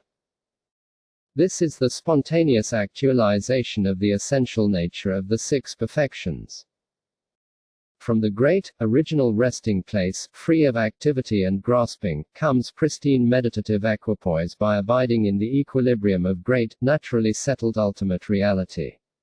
The pristine post-meditative state comes by not letting your view, meditation, or conduct revert to the ordinary state. This is the simultaneous perfection of the essential nature of non-dual meditative equipoise and the post-meditative state. The contamination of ignorance is purified in absolute space, and all the qualities of primordial consciousness naturally arise within great primordial consciousness, pristine awareness, where they expand as great spontaneous actualization. Ultimate reality is so designated because all the phenomena included within samsara and nirvana are naturally present, without modification, in the nature of awareness itself. The Sangha is so designated because all virtuous qualities are desired, without differentiation, in self-emergent, great primordial consciousness, pristine awareness. The outer 3 jewels are of one taste in the nature of pristine awareness, ultimate reality, and because they are of the essential nature of all of samsara and nirvana, they are supreme. Bringing all beings to a state of eternal bliss is the mother. Binding the mind without allowing it to depart from the state of your own pristine awareness is the personal deity. Because of being like a mother who is pregnant with samsara and nirvana in the expanse of space, one speaks of space, and because of moving through the many gateways of skillful means and dependent origination, one speaks of going. These are present in the essential nature of all the inner objects of refuge of the secret mantra. The essential nature, great primordial emptiness, is unborn primordial consciousness, the Dharmakāya. Since unimpeded primordial consciousness is the natural spontaneous actualization of the kayas and the natural perfection of enjoyment of the displays of the facets of primordial consciousness, it is the Sambhogakāya.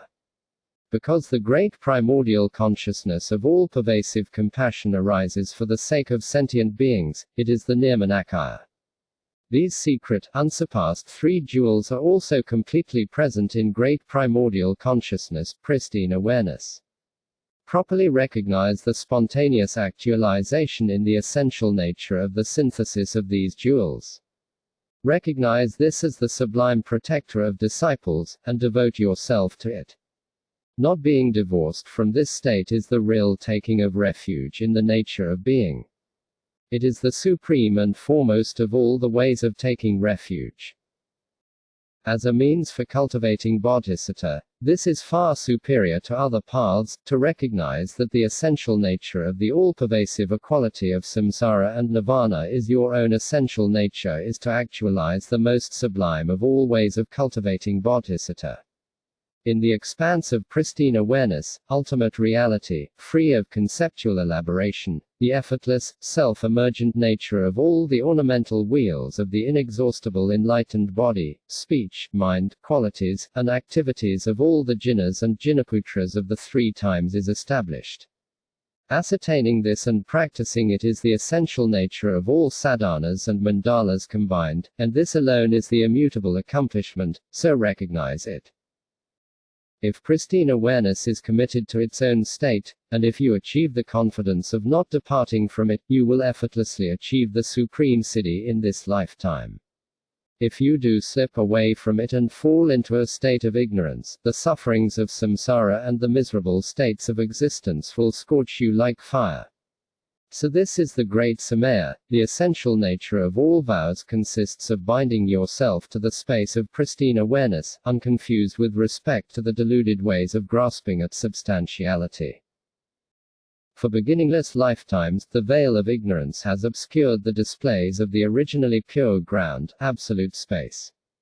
The realization of the face of infinite, sovereign pristine awareness, ultimate reality, which transcends causality, dissolves that obscuration into non-objective, great openness.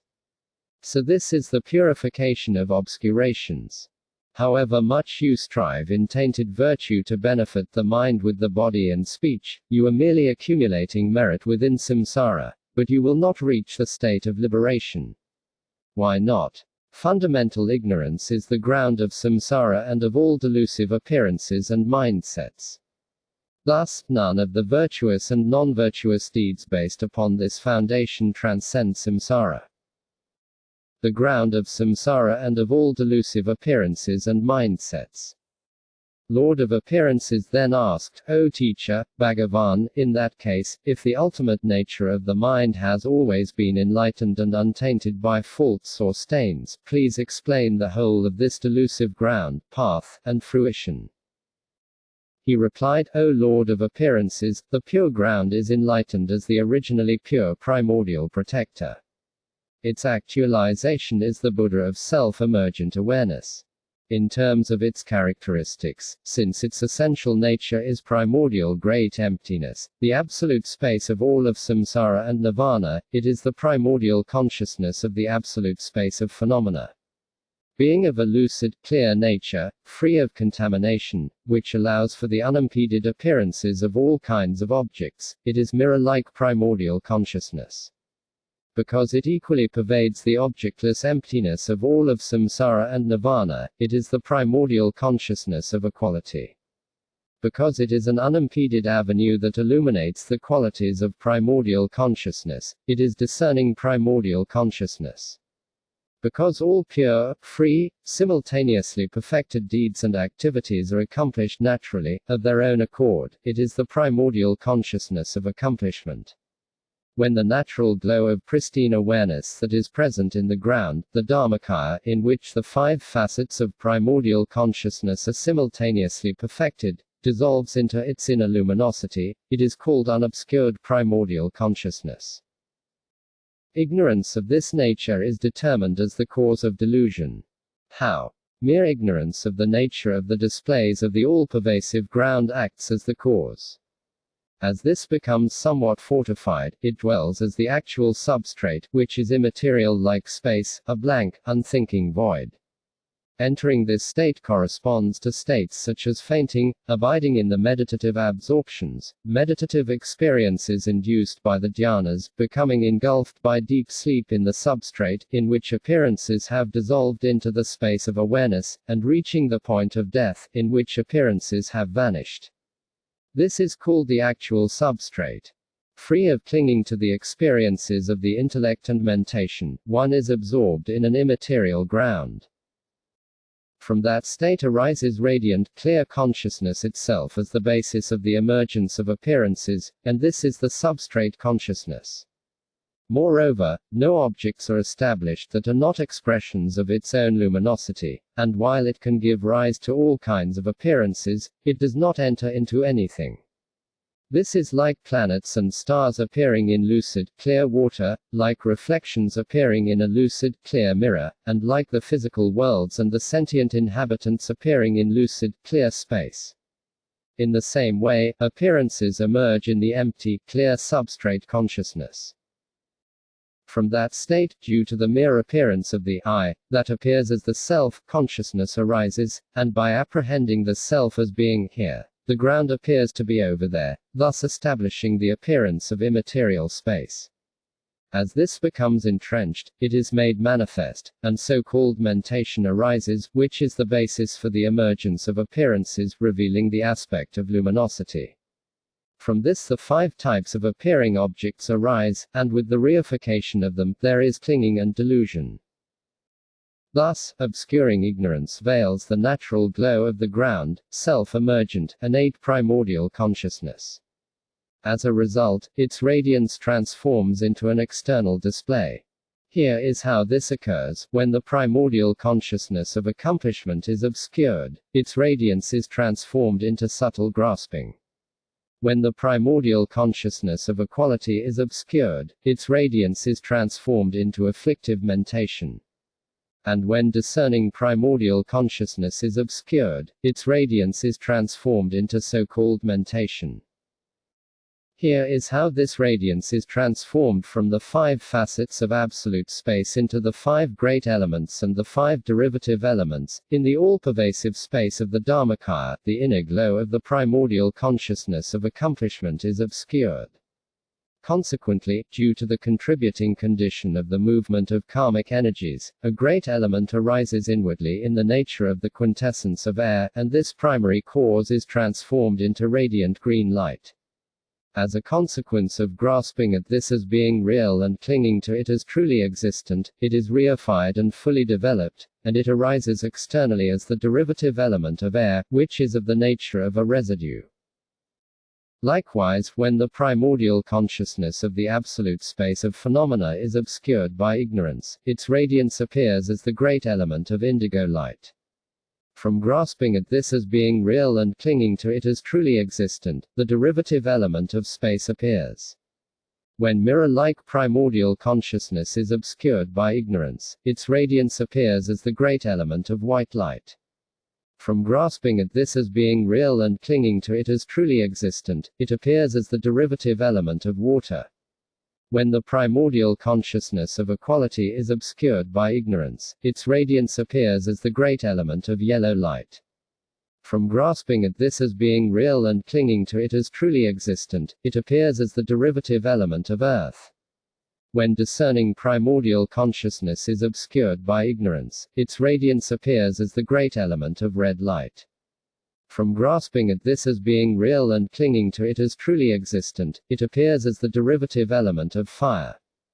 This is the way in which all the elements emerge from the five facets of absolute space and solidify. So know this. The appearance of the formation of the cosmos from the five facets of absolute space is as follows. Relatively speaking, in the realm of baseless space the mandala of air is formed as the underlying ground.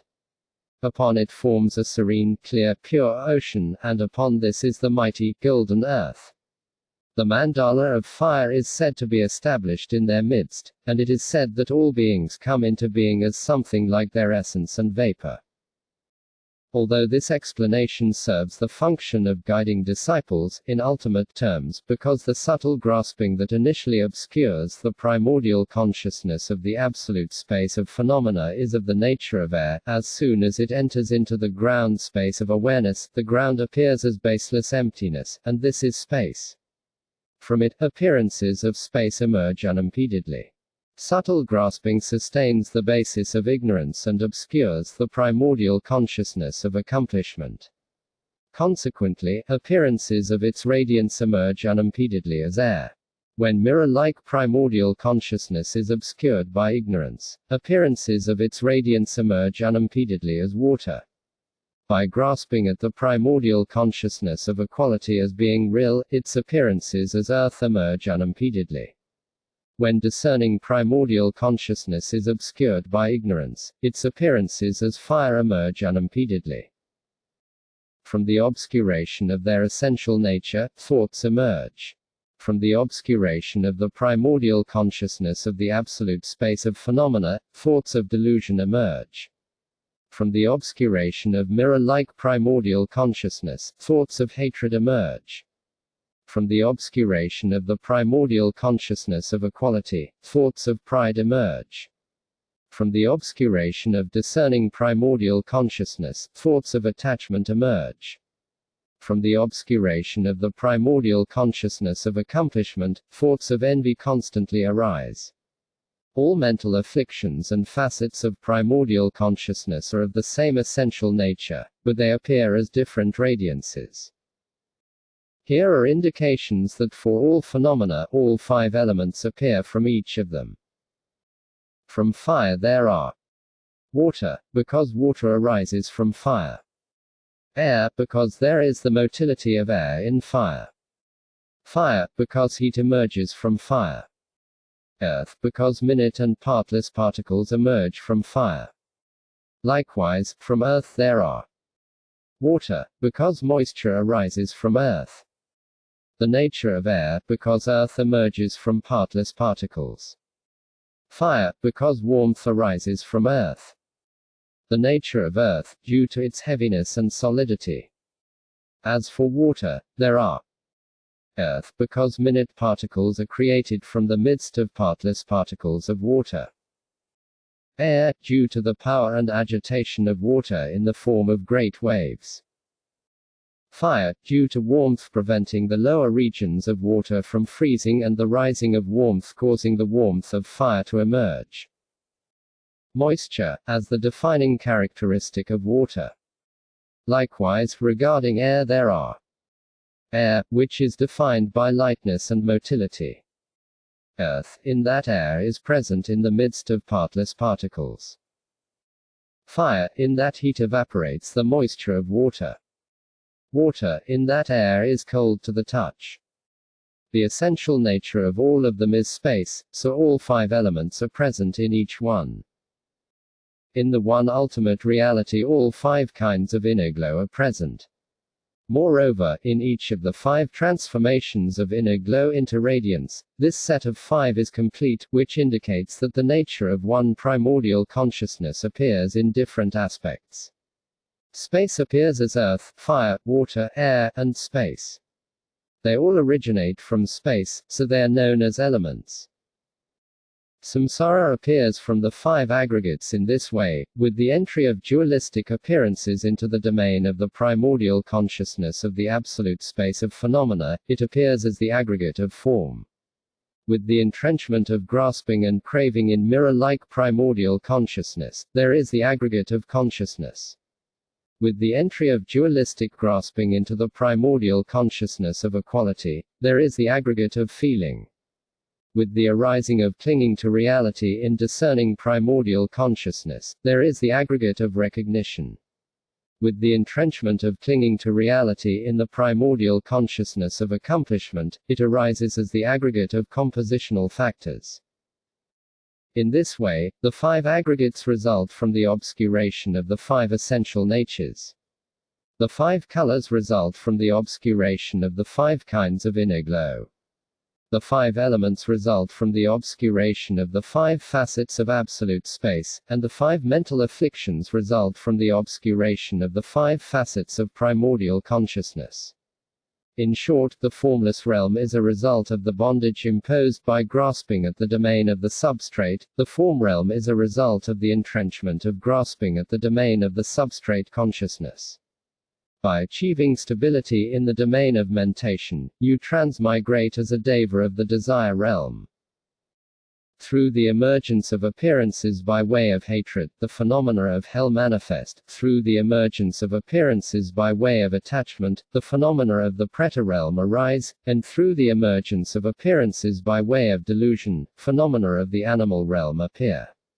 When even a little virtuous karma is mixed with dominant thoughts of envy, at the time of death, that karma is catalyzed by a similar kind of craving and grasping, and this creates the phenomena of the asura realm. Even though you have strived in the virtues by which merit is accumulated, under the causal influence of the mental afflictions known as the 5 poisons and the catalytic influence of a virtuous mind at the time of death, the phenomena of the human realm emerge. By the power of achieving stability in the virtue of a contaminated yet highly virtuous mind activated by the ignorance that is the basis of grasping at the I, you transmigrate as a deva of the 3 realms, and those phenomena emerge. This is like the emergence of dream appearances. As for all the daytime and nighttime phenomena among such delusive appearances, in the expanse of phenomena of the physical worlds, there are diverse appearances of the sentient beings inhabiting them. Such beings are like their essence and vapor, with all their various forms, shapes, colors, sensory faculties, languages, species, and so forth. 3 modes of appearances manifest according to the degree of your virtue, and in terms of residues, there are appearances of quintessences, residues, and that which is between. By the activation of your motivation, the consequences of heavy, light, and intermediate non-virtuous actions emerge and are experienced as all the miseries of the physical worlds and the sentient inhabitants. In the vast, immense expanse of radiant, clear mentation, free of contamination, like space, the 6 appearing objects of the sense fields emerge naturally. Apart from the demarcations by naming, there are no separate apertures of the senses that exist by their own characteristics. The continuous objects that present forms to radiant, clear mentation, together with the forms themselves, are called visually perceived objects. They are taken to be good, bad, and neutral. They are named, apprehended as objects of reference, and with subtle conceptualization they are viewed as truly existent things. In your mind, this is called visual perception. In reality, subtle and coarse types of mentation are called visual perception and visually perceived objects. These appearances are not objects. The planets and stars in the ocean are not the ocean. For just as there are no stars in the water, appearances are not the mind. Just as no stars appear in the ocean apart from the ocean, there are no appearances apart from the mind. As soon as an appearance arises as a dependently related event, it is not established as being real. Certainty about this is a key point. Therefore, if visual consciousness were form, form would not be other than visual. Consciousness, form and consciousness would be inseparable, such that no more than one form could ever arise. So form has no enduring presence, and from the very moment it appears, it vanishes into the space of awareness and then reappears in other indeterminate ways. When it transforms, this indicates no change apart from a period of unconsciousness with regard to the appearing object. For example, by means of coarse conceptualization, you know that you are walking. By means of subtle conceptualization, while you appear to be taking steps, with each step, the appearing earth, stones, mountains, caves, fruit trees, animals, and so on vanish into emptiness as soon as they appear. As these appearances successively arise and then vanish into emptiness, this subtle mental consciousness is called grasping. Such grasping is vital energy, so this is called emanating vital energy. Subtle vital energy transforms things, so this is called transforming vital energy. The body appears due to grasping at the self, called I, and with the entrenched pride of ongoing appearances and consciousness, a kind of energy reifies the basis of appearances and the mind, so this is called reifying vital energy. One kind of energy differentiates everything within the all-pervasive ground, as objects far and near and so forth, so this is called differentiating vital energy.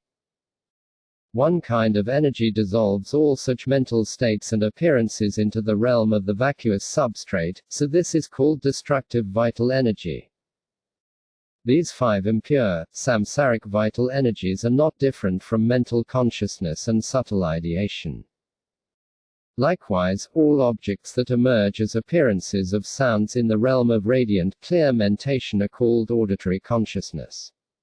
Coarse mental perceptions of objects variously emerging as appearances of sounds are called perceived auditory objects, and the subtle, conceptual mental consciousness that holds on to sounds is called auditory perception. Similarly, those objects that emerge as appearances of smells in the field of radiant, clear mentation are olfactory consciousness. Coarse mental perceptions of objects variously emerging as appearances of smells are called objects perceived by olfactory consciousness, and the subtle, conceptual mental consciousness that holds on to smells is called the mind of olfactory perception. Likewise, coarse mental perceptions emerging as gustatory objects, appearing as tastes and constituting the objects of emerging tastes, are called objects perceived by gustatory consciousness, and the subtle, conceptual mental consciousness that holds on to good, bad, and neutral tastes is called the mind of gustatory perception. Similarly, coarse mental perceptions emerging as tactile objects are called objects perceived by tactile consciousness, and the subtle, conceptual mental consciousness that holds on to good, bad, and neutral tactile sensations is merely named the mind of tactile perception. You must know that there are no appearances other than these types of consciousness, and consciousness itself is not appearances. If consciousness were appearances, the mind would be dominated by the arising and passing of appearances, and when they vanished, the mind would also have to vanish. So appearances are not asserted to be the mind. If you think that they are other than the mind, then during the daytime, nighttime, and the intermediate period, why do appearances continuously occur to the mind? There would be no reason why earlier appearances should cease and later appearances should arise. Therefore, appearances are not the mind, yet there are no appearances other than the mind. By ascertaining that no philosophical stance can be established for actual appearances, you are freed of all philosophical assertions. This is the meaning of appearances not being other than the mind. In this way, when all appearances and mindsets arise in their natural order, the whole of samsara appears. By reversing their natural order, they withdraw into the womb of the substrate, suddenly vanishing without the slightest trace. As for the individual names of the doors of the senses, they are so designated because even though there are no such doors, they appear to exist. Because the I appears to have a body, 6 types of coarse appearing objects and mental consciousness are described. Beings are deceived because they appear to have sight, hearing, feeling, and experiencing through their individual sense apertures. So recognize the importance of knowing how this takes place. Appearances in dreams and in the intermediate period indicate that these appearances are not due to sense apertures.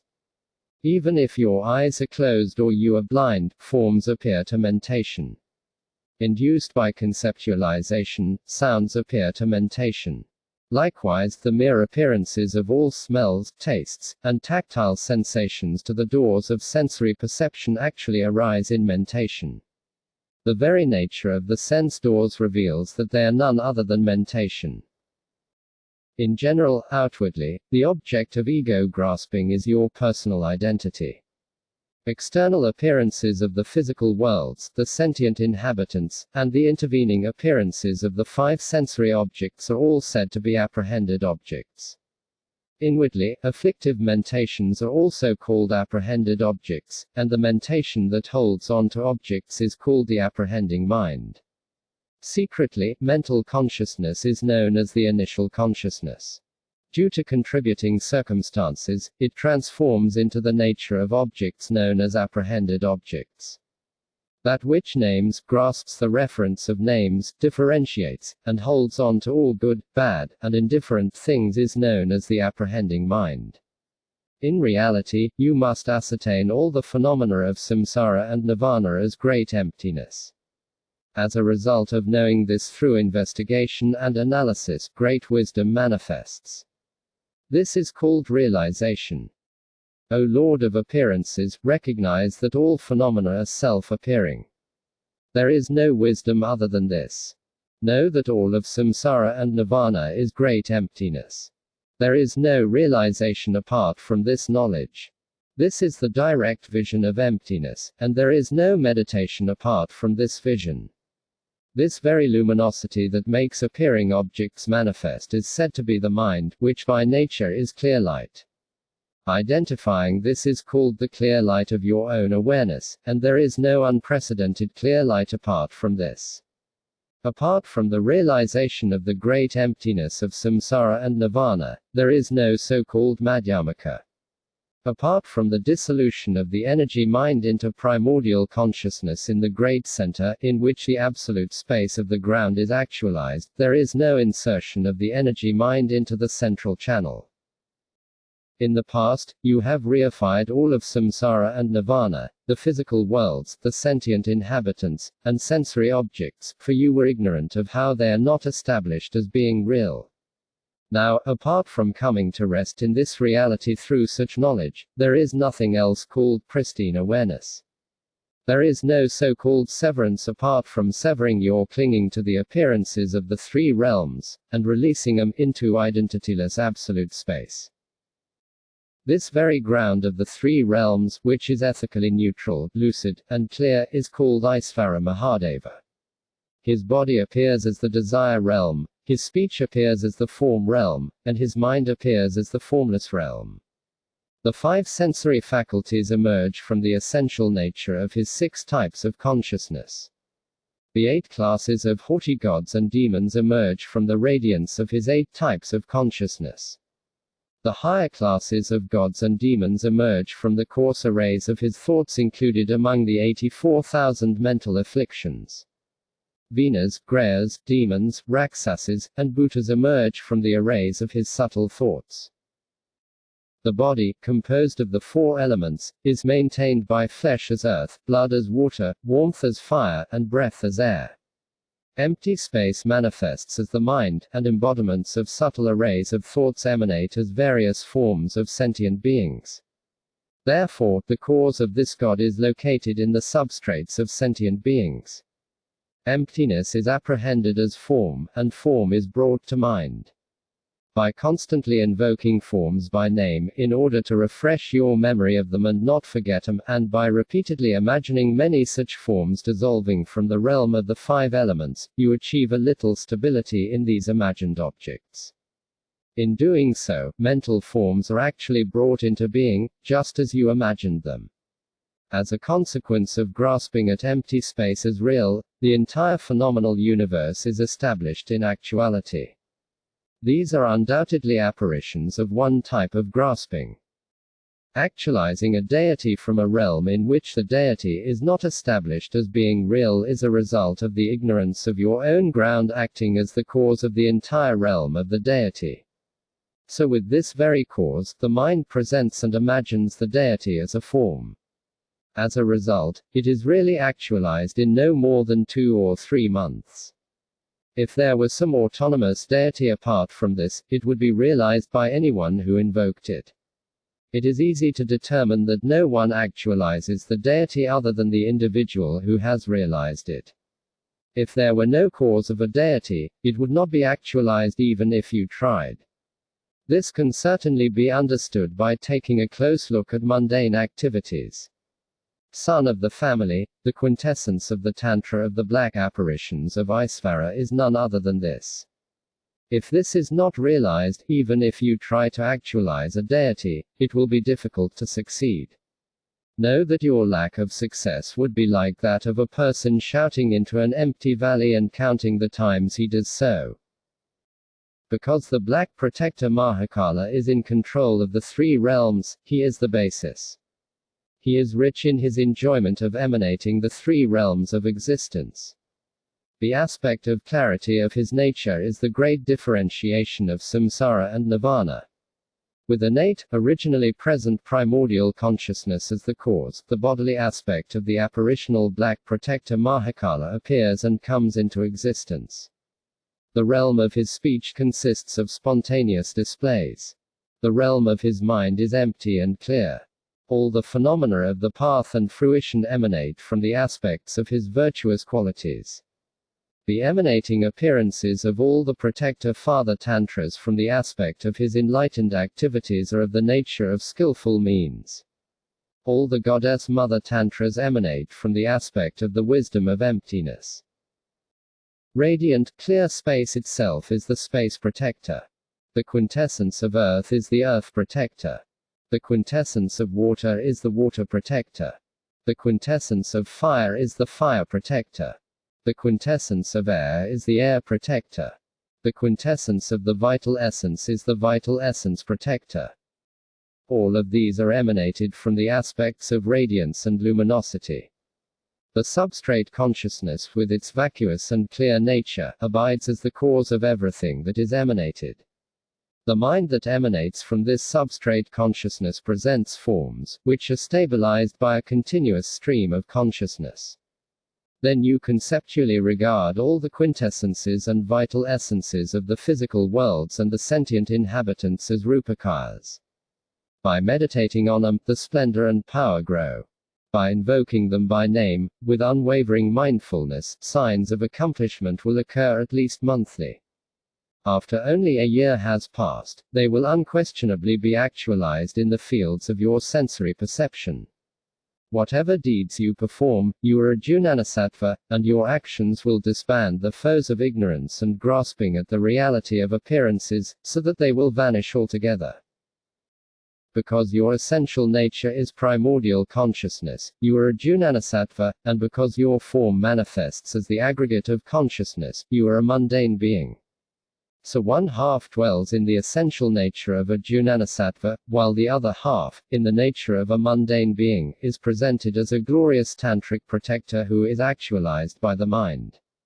The Tantra of the enlightened activity of the Black Protector is none other than this. The emanated apparition of the Black Protector, the great lord of the outer and inner elements, the embodiment of afflictive mentation, grasps at the reality of the elements in which the five poisons are equalized. By grasping at that which is non-dual as being dual, it is he who differentiates the states of self and other. This is the way he abides. The faculty of pride that ultimately sees space as autonomous is the space Rahula. The faculty of delusion that sees earth as autonomous is the earth Rahula. The faculty of attachment that sees water as autonomous is the water Rahula. The faculty of hatred that sees fire as autonomous is the fire Rahula. The faculty of envy that sees air as autonomous is the air Rahula. The quintessences and vital essences are the cause of the movement and preservation of the flesh, blood, warmth, and breath of living beings. They are imagined as the embodiments of the five poisons. By bringing them to mind and repeatedly imagining countless numbers of them arising from their own respective elements and dissolving, their power increases, and while imagining yourself as a deity, they are actualized with unwavering consciousness. To stabilize this, you apply yourself to the mantra of invocation, focusing on your object of meditation without being distracted elsewhere. By doing so, before long you will experience them in actuality. Then, by conceptually performing actions and consciously making them concrete, the great Rahula, who is actualized from the apparitional thoughts of the deity, which are apprehended as a deity, will annihilate on the spot the enemies that arise from these apparitional thoughts. The Tantra of the aggregate of contact of the black planetary Mara is none other than this. Consciousness which consumes the objects that appear and creates various apparitions and appearances which are of the nature of lucid, conscious awareness, exist by the power of profound skillful means and dependent relationships. They provide a bounty of enjoyments for the Samaya-bound people who assault the enemies of the 10 fields and gain accomplishment. They gain mastery over all the elements, the physical worlds, and the sentient inhabitants of the 3 realms, and they are executioners who withdraw into absolute space the life and breath of the enemies of the teachings of secret mantra. They are red in color, for they have the quality of power. As a sign that they are involved in wrathful, violent activity, they have a black glow. The 10 directional guardians appear from self-emergent consciousness that apprehends all the cardinal and intermediate directions and above and below. From the vital essence of consciousness appear the apparitions of the 8 classes of violent matters. The self-illuminating faculty of radiant, clear mentation manifests everything. By accomplishing the assembly of dependent relationships through clear visualization of the meditative object, with the power of stable apprehension as the cause, and with aggressive concentration as the contributing condition, you swiftly succeed in such practice. The Tantra of the Butcha Malan Yaksa is none other than this. The basis of emanation of all the 8 classes of matter guardians of the teachings is the black planetary Mara, imbued with afflictive mentation. From his inner 5 elements, and with the power of the outer elements, the powerful red assembly is created and dwells in the warmth of the fire element. There are savage sens of the flesh who move in the warmth of the flesh. There are savage sens of the blood who move in the warmth of the blood. There are savage sens of the air who move in the warmth of the breath, and there are savage sens who appear as the warmth of appearances. The domain of hatred in the mind consists of the savage sens of the mind. The heat of fire appears from its radiance, and they are the red sens of fire.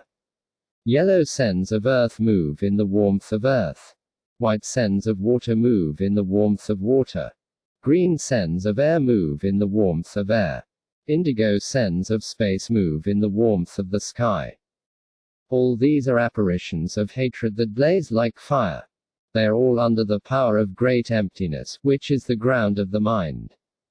Thus, absolute space is apprehended as form. Such form is created and meditated upon with continuous apprehending consciousness, and when stability is achieved, empty form is experientially actualized. As for the method to make the enemies and demonic forces that arise from the elements and derivative elements destroy themselves, the fire element is the cause, and the achievement of stability in the clear visualization of this is the contributing condition. From the dependent relationship, the classes of savage sens arise, so that action will unquestionably be accomplished. The Tantra of the savage sen blazing like fire is none other than this. The apparitional Yamaraja, the Lord of Death, the embodiment of pride, is a being imbued with afflictive mentation who presents delusive appearances. As a wrathful apparition who pervades and enters the whole universe, he displays himself in phenomena. This is how he thoroughly enters the elements. The fire Yama is present in earth in the midst of partless particles of fire. Earth is the earth Yama in the aggregates of particles of earth. Water is the water Yama, of the nature of earth, in the midst of partless particles. Air is the air Yama, present as earth in the midst of partless particles. Space is called the space Yama, for it appears as earth from the empty space of awareness. In the domain of the inner elements as well, all flesh, blood, warmth, and breath appear from the assembly of the nature of minute and partless particles, so they are Yama. So grasping at the reality of appearances is called the mind Yama. It is the Lord of Death who assembles the causes and conditions that dissolve appearances into absolute space. Like this, with pride as the cause and the mind as the contributing condition, you create these and meditate upon them. As a result of continuous consciousness, an unprecedented, sudden dependent relationship is brought about. The Tantra of wrathful Yama, Lord of Death, is none other than this. The emanation of Mahavishnu, an apparition of the mental affliction of self-grasping, the embodiment of the violent vortex of envy, appears as the yaksa called Kaliyaksa. The fire yaksa is the movement of the motile vital energy in the nature of fire. The earth yaksa is the movement of the basic vital energy of grasping in the element of earth. The water yaksa is the movement of the powerful, sucking vital energy in the element of water. The air yaksa is the presence of the vital energy that moves and pulses in the air element. The space yaksa is the movement of the obscuring vital energy in the element of space. These are the causes and conditions for accomplishing the yaksas with practice. Likewise, all the inner yaksas are the basic root of the appearances of outer elements that also appear internally as the 5 impure vital energies of samsara. They are the basis by which those who greatly desire wealth and prosperity accomplish this in the 3 realms. Since grasping is vital energy, if you call the vital energies yaksas and increase them and generate them, this is thought to be especially effective in performing enriching activity. If you don't practice, you won't succeed, but if you do generate them and practice with clarity and stability, it will bring success. The Tantra of the treasury of the black yaksa is none other than this. Likewise, emanations who present all manner of appearances, the embodiments of attachment, who, like water, create upheavals, are the matkas, and these lords of attachment who totally pervade the psycho-physical aggregates, elements, and sense spaces of the inner matkas. The moisture present in the earth element is the great earth matka. The water present in the fire element is the great fire matka. The moisture present in the water element is the great water matka. The coolness present in the air element is the water of air, and this is the great air matka. The appearance of space as water is the great space matka. By the practice of creating and meditating on the causal appearances of all the faculties and sense spaces existing by their own characteristics, the matkas appear even though they do not exist. By conceptually creating and meditating on them, you will succeed in the activity of annihilating all appearing enemies and malevolent beings. The Tantra of the display of the ocean of blood of the black matka is none other than this.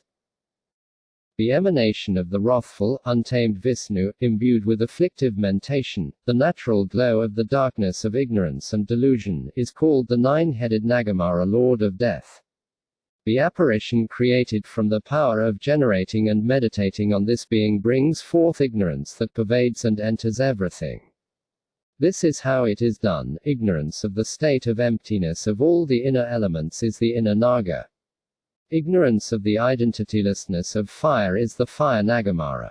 Ignorance of the empty nature of earth is the earth Nagamara. Ignorance of the state of emptiness of water is the water Nagamara. Ignorance of the state of emptiness of air is the air Nagamara. Ignorance of the empty state of space is called the space Nagamara. They are all causal ignorance, and by the contributing power of focusing on them and creating them, they are actualized. Apart from this, there is nothing whatsoever called a Naga. The Tantra of the black darkness of Nagas is none other than this. Parthivas emerge from the aggregates of grasping at the eye. They are the conceptual mental factors that grasp at the reality of appearances.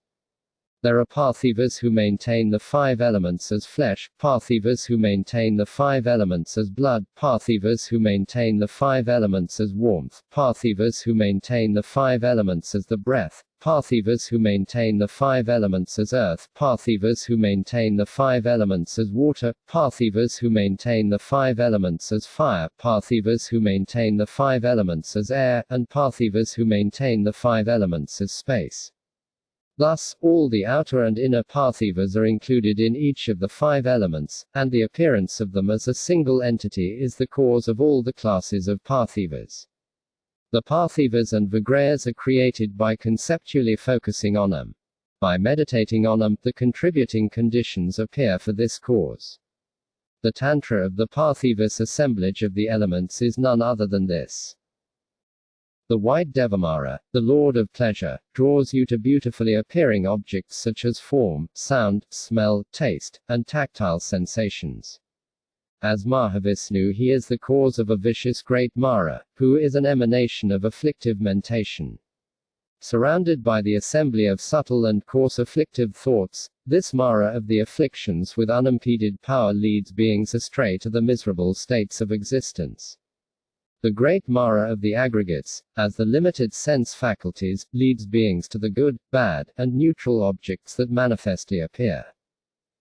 The black, arrogant Mara of death brings about clinging to appearances with various sorts of delusion in the darkness of ignorance, and he steals away the vitality of liberation and omniscience. Moving among and pervading the five elements, the self-destroying lord of Maras known as the long arm of grasping arises as wild, vicious objects. In order to preserve the cause of all such Maras and to actualize those that have not been actualized, these objects are clearly brought to mind. Imputing them with the intellect, you accomplish vividness and stability with a continuous stream of consciousness. You seal this with mindfulness without letting the mind become distracted elsewhere. By invoking them by name, the simultaneous assembly of dependent events of the catalyst of immutable mindfulness empirically actualizes the matters. The Tantra of the Black Mara who obscures like darkness is none other than this. Apparitions of the faculties of emanations of afflictive mentation and so on attract you to enjoyments and desirable objects, and by clinging to appearances, the Mahadeva Rishikesa is manifested in your thoughts. As he roves in the domain of the inner elements, he creates the taste of pleasure and causes it to be experienced. Roving in the domain of the five outer elements, he creates desirable objects. With the cause of the Deva, the contributing condition of the diligent practice of generating him by visualizing him experientially actualizes this dependently related event. The Tantra of the illusory creations of enjoyments of the Mahadeva Rishikesa is none other than this.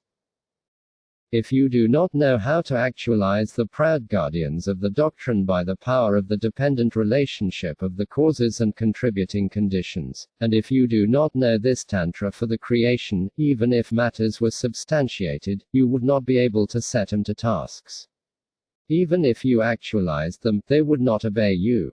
Regardless of how much you made offerings and supplications to them, the flow of their malice would not stop. Even if you set them on your enemies, your own life would be at risk, and your path to liberation would be blocked. At the beginning, middle, and end, there would be no constancy, and various good and bad things would happen. Therefore, this most sublime of all tantras of generation, exceptionally profound for transforming all practices into primordial consciousness, is the unsurpassed essence of all practices. Why? By recognizing everything as being none other than your own appearances, you achieve great mastery over the vitality of samsara and nirvana. For example, when the one moon in the sky is eclipsed by Rahula, every single reflection of the moon in every body of water is eclipsed. Likewise, from the Jinnas, the perfected Buddhas, down to Maras, Raksasis, and Rudras, all of samsara and nirvana is of the same taste in the absolute space of Samantabhadra, the original ground Dharmakāya. For people who know this and ascertain it, all beings from the five families of Buddhas down to subtle demons and Raksasis are ascertained solely as Jnanasattvas who are none other than displays of Samantabhadra. Individuals who establish devas by making them autonomous, by grasping at objects as existing by their own characteristics, will actually realize only mundane beings. It is certain that not even one will be a Jnanasattva. Therefore, knowing this Tantra for the generation of matters in general is the cause for establishing them as Jnanasattvas, regardless of the deva you actualize, and the means of swift success will be within you. Moreover, the deva who is your own creation will be under the mastery of your own ground, and the devas, who are established as apparitions imputed by conceptualization upon appearing objects, will unquestionably accomplish enlightened activities in an instant. Within these displays, they cannot inflict harm. Devas, who are actualized with vivid, stable, manifest consciousness, kill enemies and demons that arise from the potency of thoughts. No karma or karmic consequences arise from such deeds. All the devas and guardians who are worshipped and actualized in these ways were not established as being real from the beginning, they have never existed, and they have none of the fundamental roots of arising, abiding, or departing. The cause that makes what does not exist appear to exist is present in your own mind stream. By the power of generating them and meditating on them as forms and as entities with signs, they are experientially actualized. While all physical worlds, the sentient inhabitants, and all sensory objects are originally free of any fundamental basis and not established as being real, the entire phenomenal world with all its sensory objects is made to appear directly and is illuminated by mentation. It is imputed by the intellect and tenaciously grasped by conceptualization as being real. In this way it is brought forth and actualized as if it were truly existent. Know this to be so. Owing to the obscuration by ignorance of the original, primordial ground, all the qualities of the appearances of the ground are hidden within. Appearances of its radiance that arise as truly existent from the side of the appearances are skillful means. The nothingness from the side of emptiness is wisdom. The union of the Divine Father and Mother is the ultimate path, ultimate reality, which is none other than non-conceptual primordial consciousness, and it arises from the dependently related assemblage of causes and contributing conditions. In this way, generate the power of meditation, lay out the collection of offerings, which are like illusory substances, recite the increasing mantra, which is like an illusory mantra, and display and visualize these offerings as objects to the six senses, like illusory apparitions. Until these sensory objects are dissolved back into absolute space, visualize inexhaustible sensory objects as a treasury of space. This is called the illusory apparition of samadhi, and it is unsurpassed, the greatest of all offerings and gifts. Symbolically, this is like the displays of enjoyments of nirmanarati. Take the analogy of a person caught up in a dream in which he experiences only misery, with no enjoyment whatsoever. While in that state, someone forcefully awakens him, transforming his appearances and revealing all manner of wonderful things, bringing him to a state of happiness. Like this, you transform the appearances of the offerings and gifts, emanating these sensory objects as a treasury of space. In the expanse of the six lucid, clear, uncontaminated faculties of all the recipients of offerings and gifts, which are like a body of water, the power of the dependently related causes and contributing conditions of the sensory objects, mantras, and samadhi emanates them. Recognize them as being like the sudden appearance of reflections of the planets and stars. These crucial points are the unsurpassed realm of experience of people who directly see the nature of existence of ultimate reality. Those who do not know this are merely playing children's games with all their acts of offering and giving, and they will not succeed in the true aims. So be like an illusionist and project an illusion-like feast of sensory objects and enjoyments to the recipients of these offerings and gifts, who are like the illusionist's audience, pleasing the recipients of the offerings and gifts. Finally, as the illusory creation dissolves into absolute space, likewise, the agent, act, and object of the act are left in the expanse of non-objective absolute space. This is the samadhi of ultimate reality manifesting as illusions. The causes of the collection of merit are accumulated by the mind, and the resultant great collection of knowledge perfectly manifests as awareness. So without mental projection, the collection of merit is not perfected, which is not pleasing to the recipients of the offerings.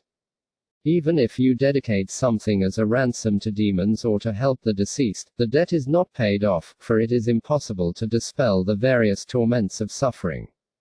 When the demons that are brought into existence from conceptual grasping at demons appear as your enemies, it is as if you kill yourself with your own weapons.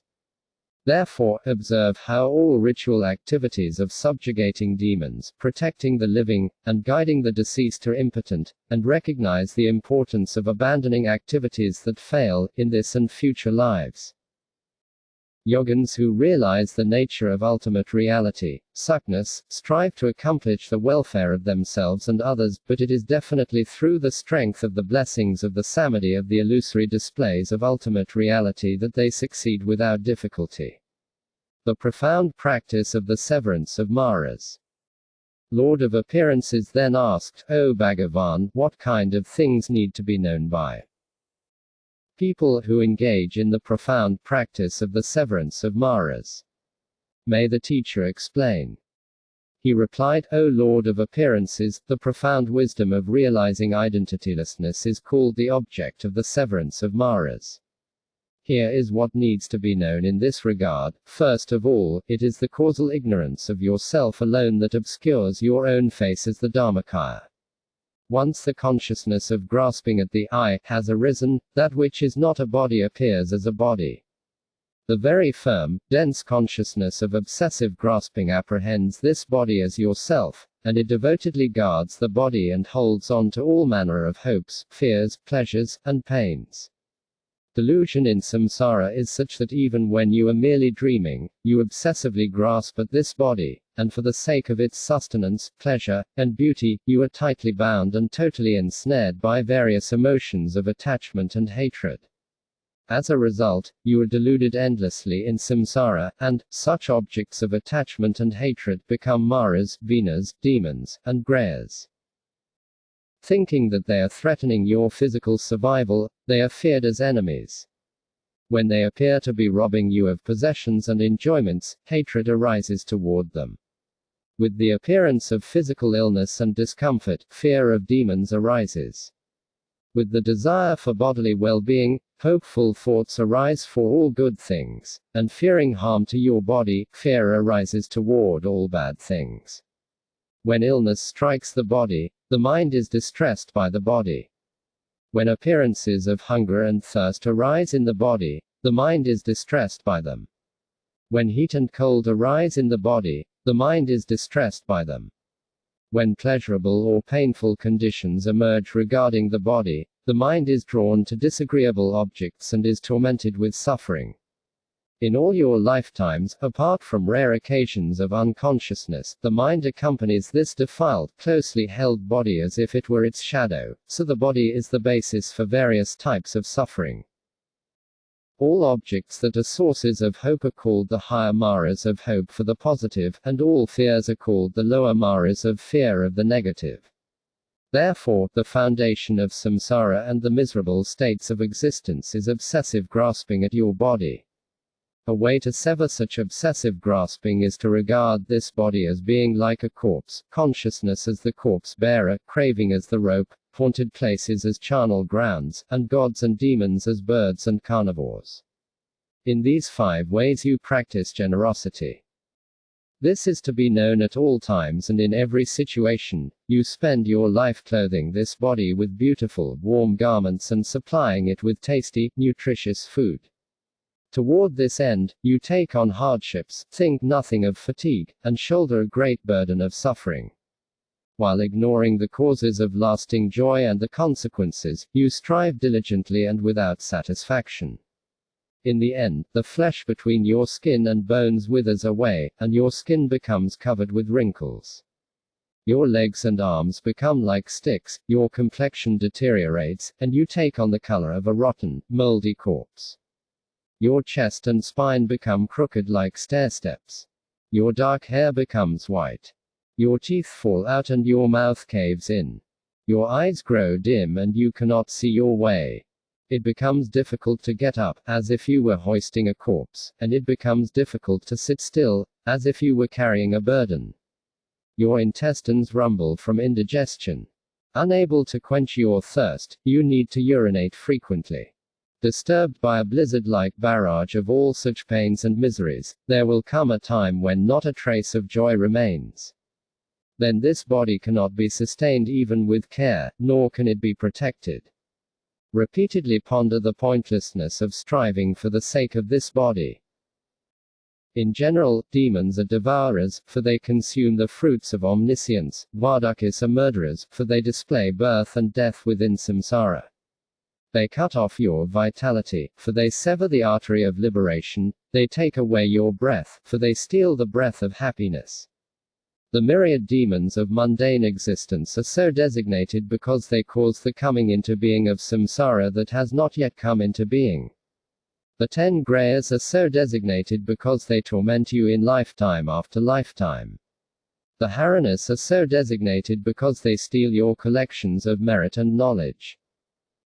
Nagis, greyas, and Kesamapatis are the delusions produced by the causes and conditions of ignorance.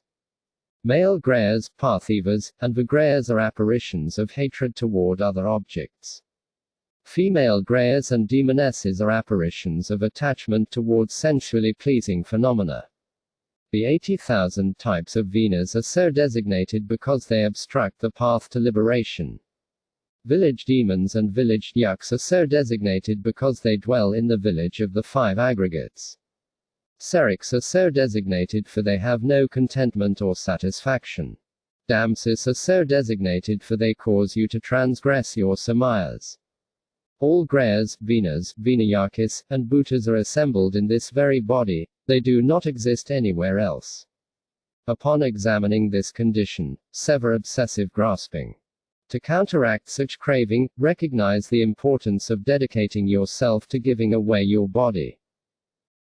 Then, with regard to recognizing the body, inwardly it is an illusory body that is defiled and closely held. Between the internal and external, it is an illusory body of delusive appearances of sensory objects.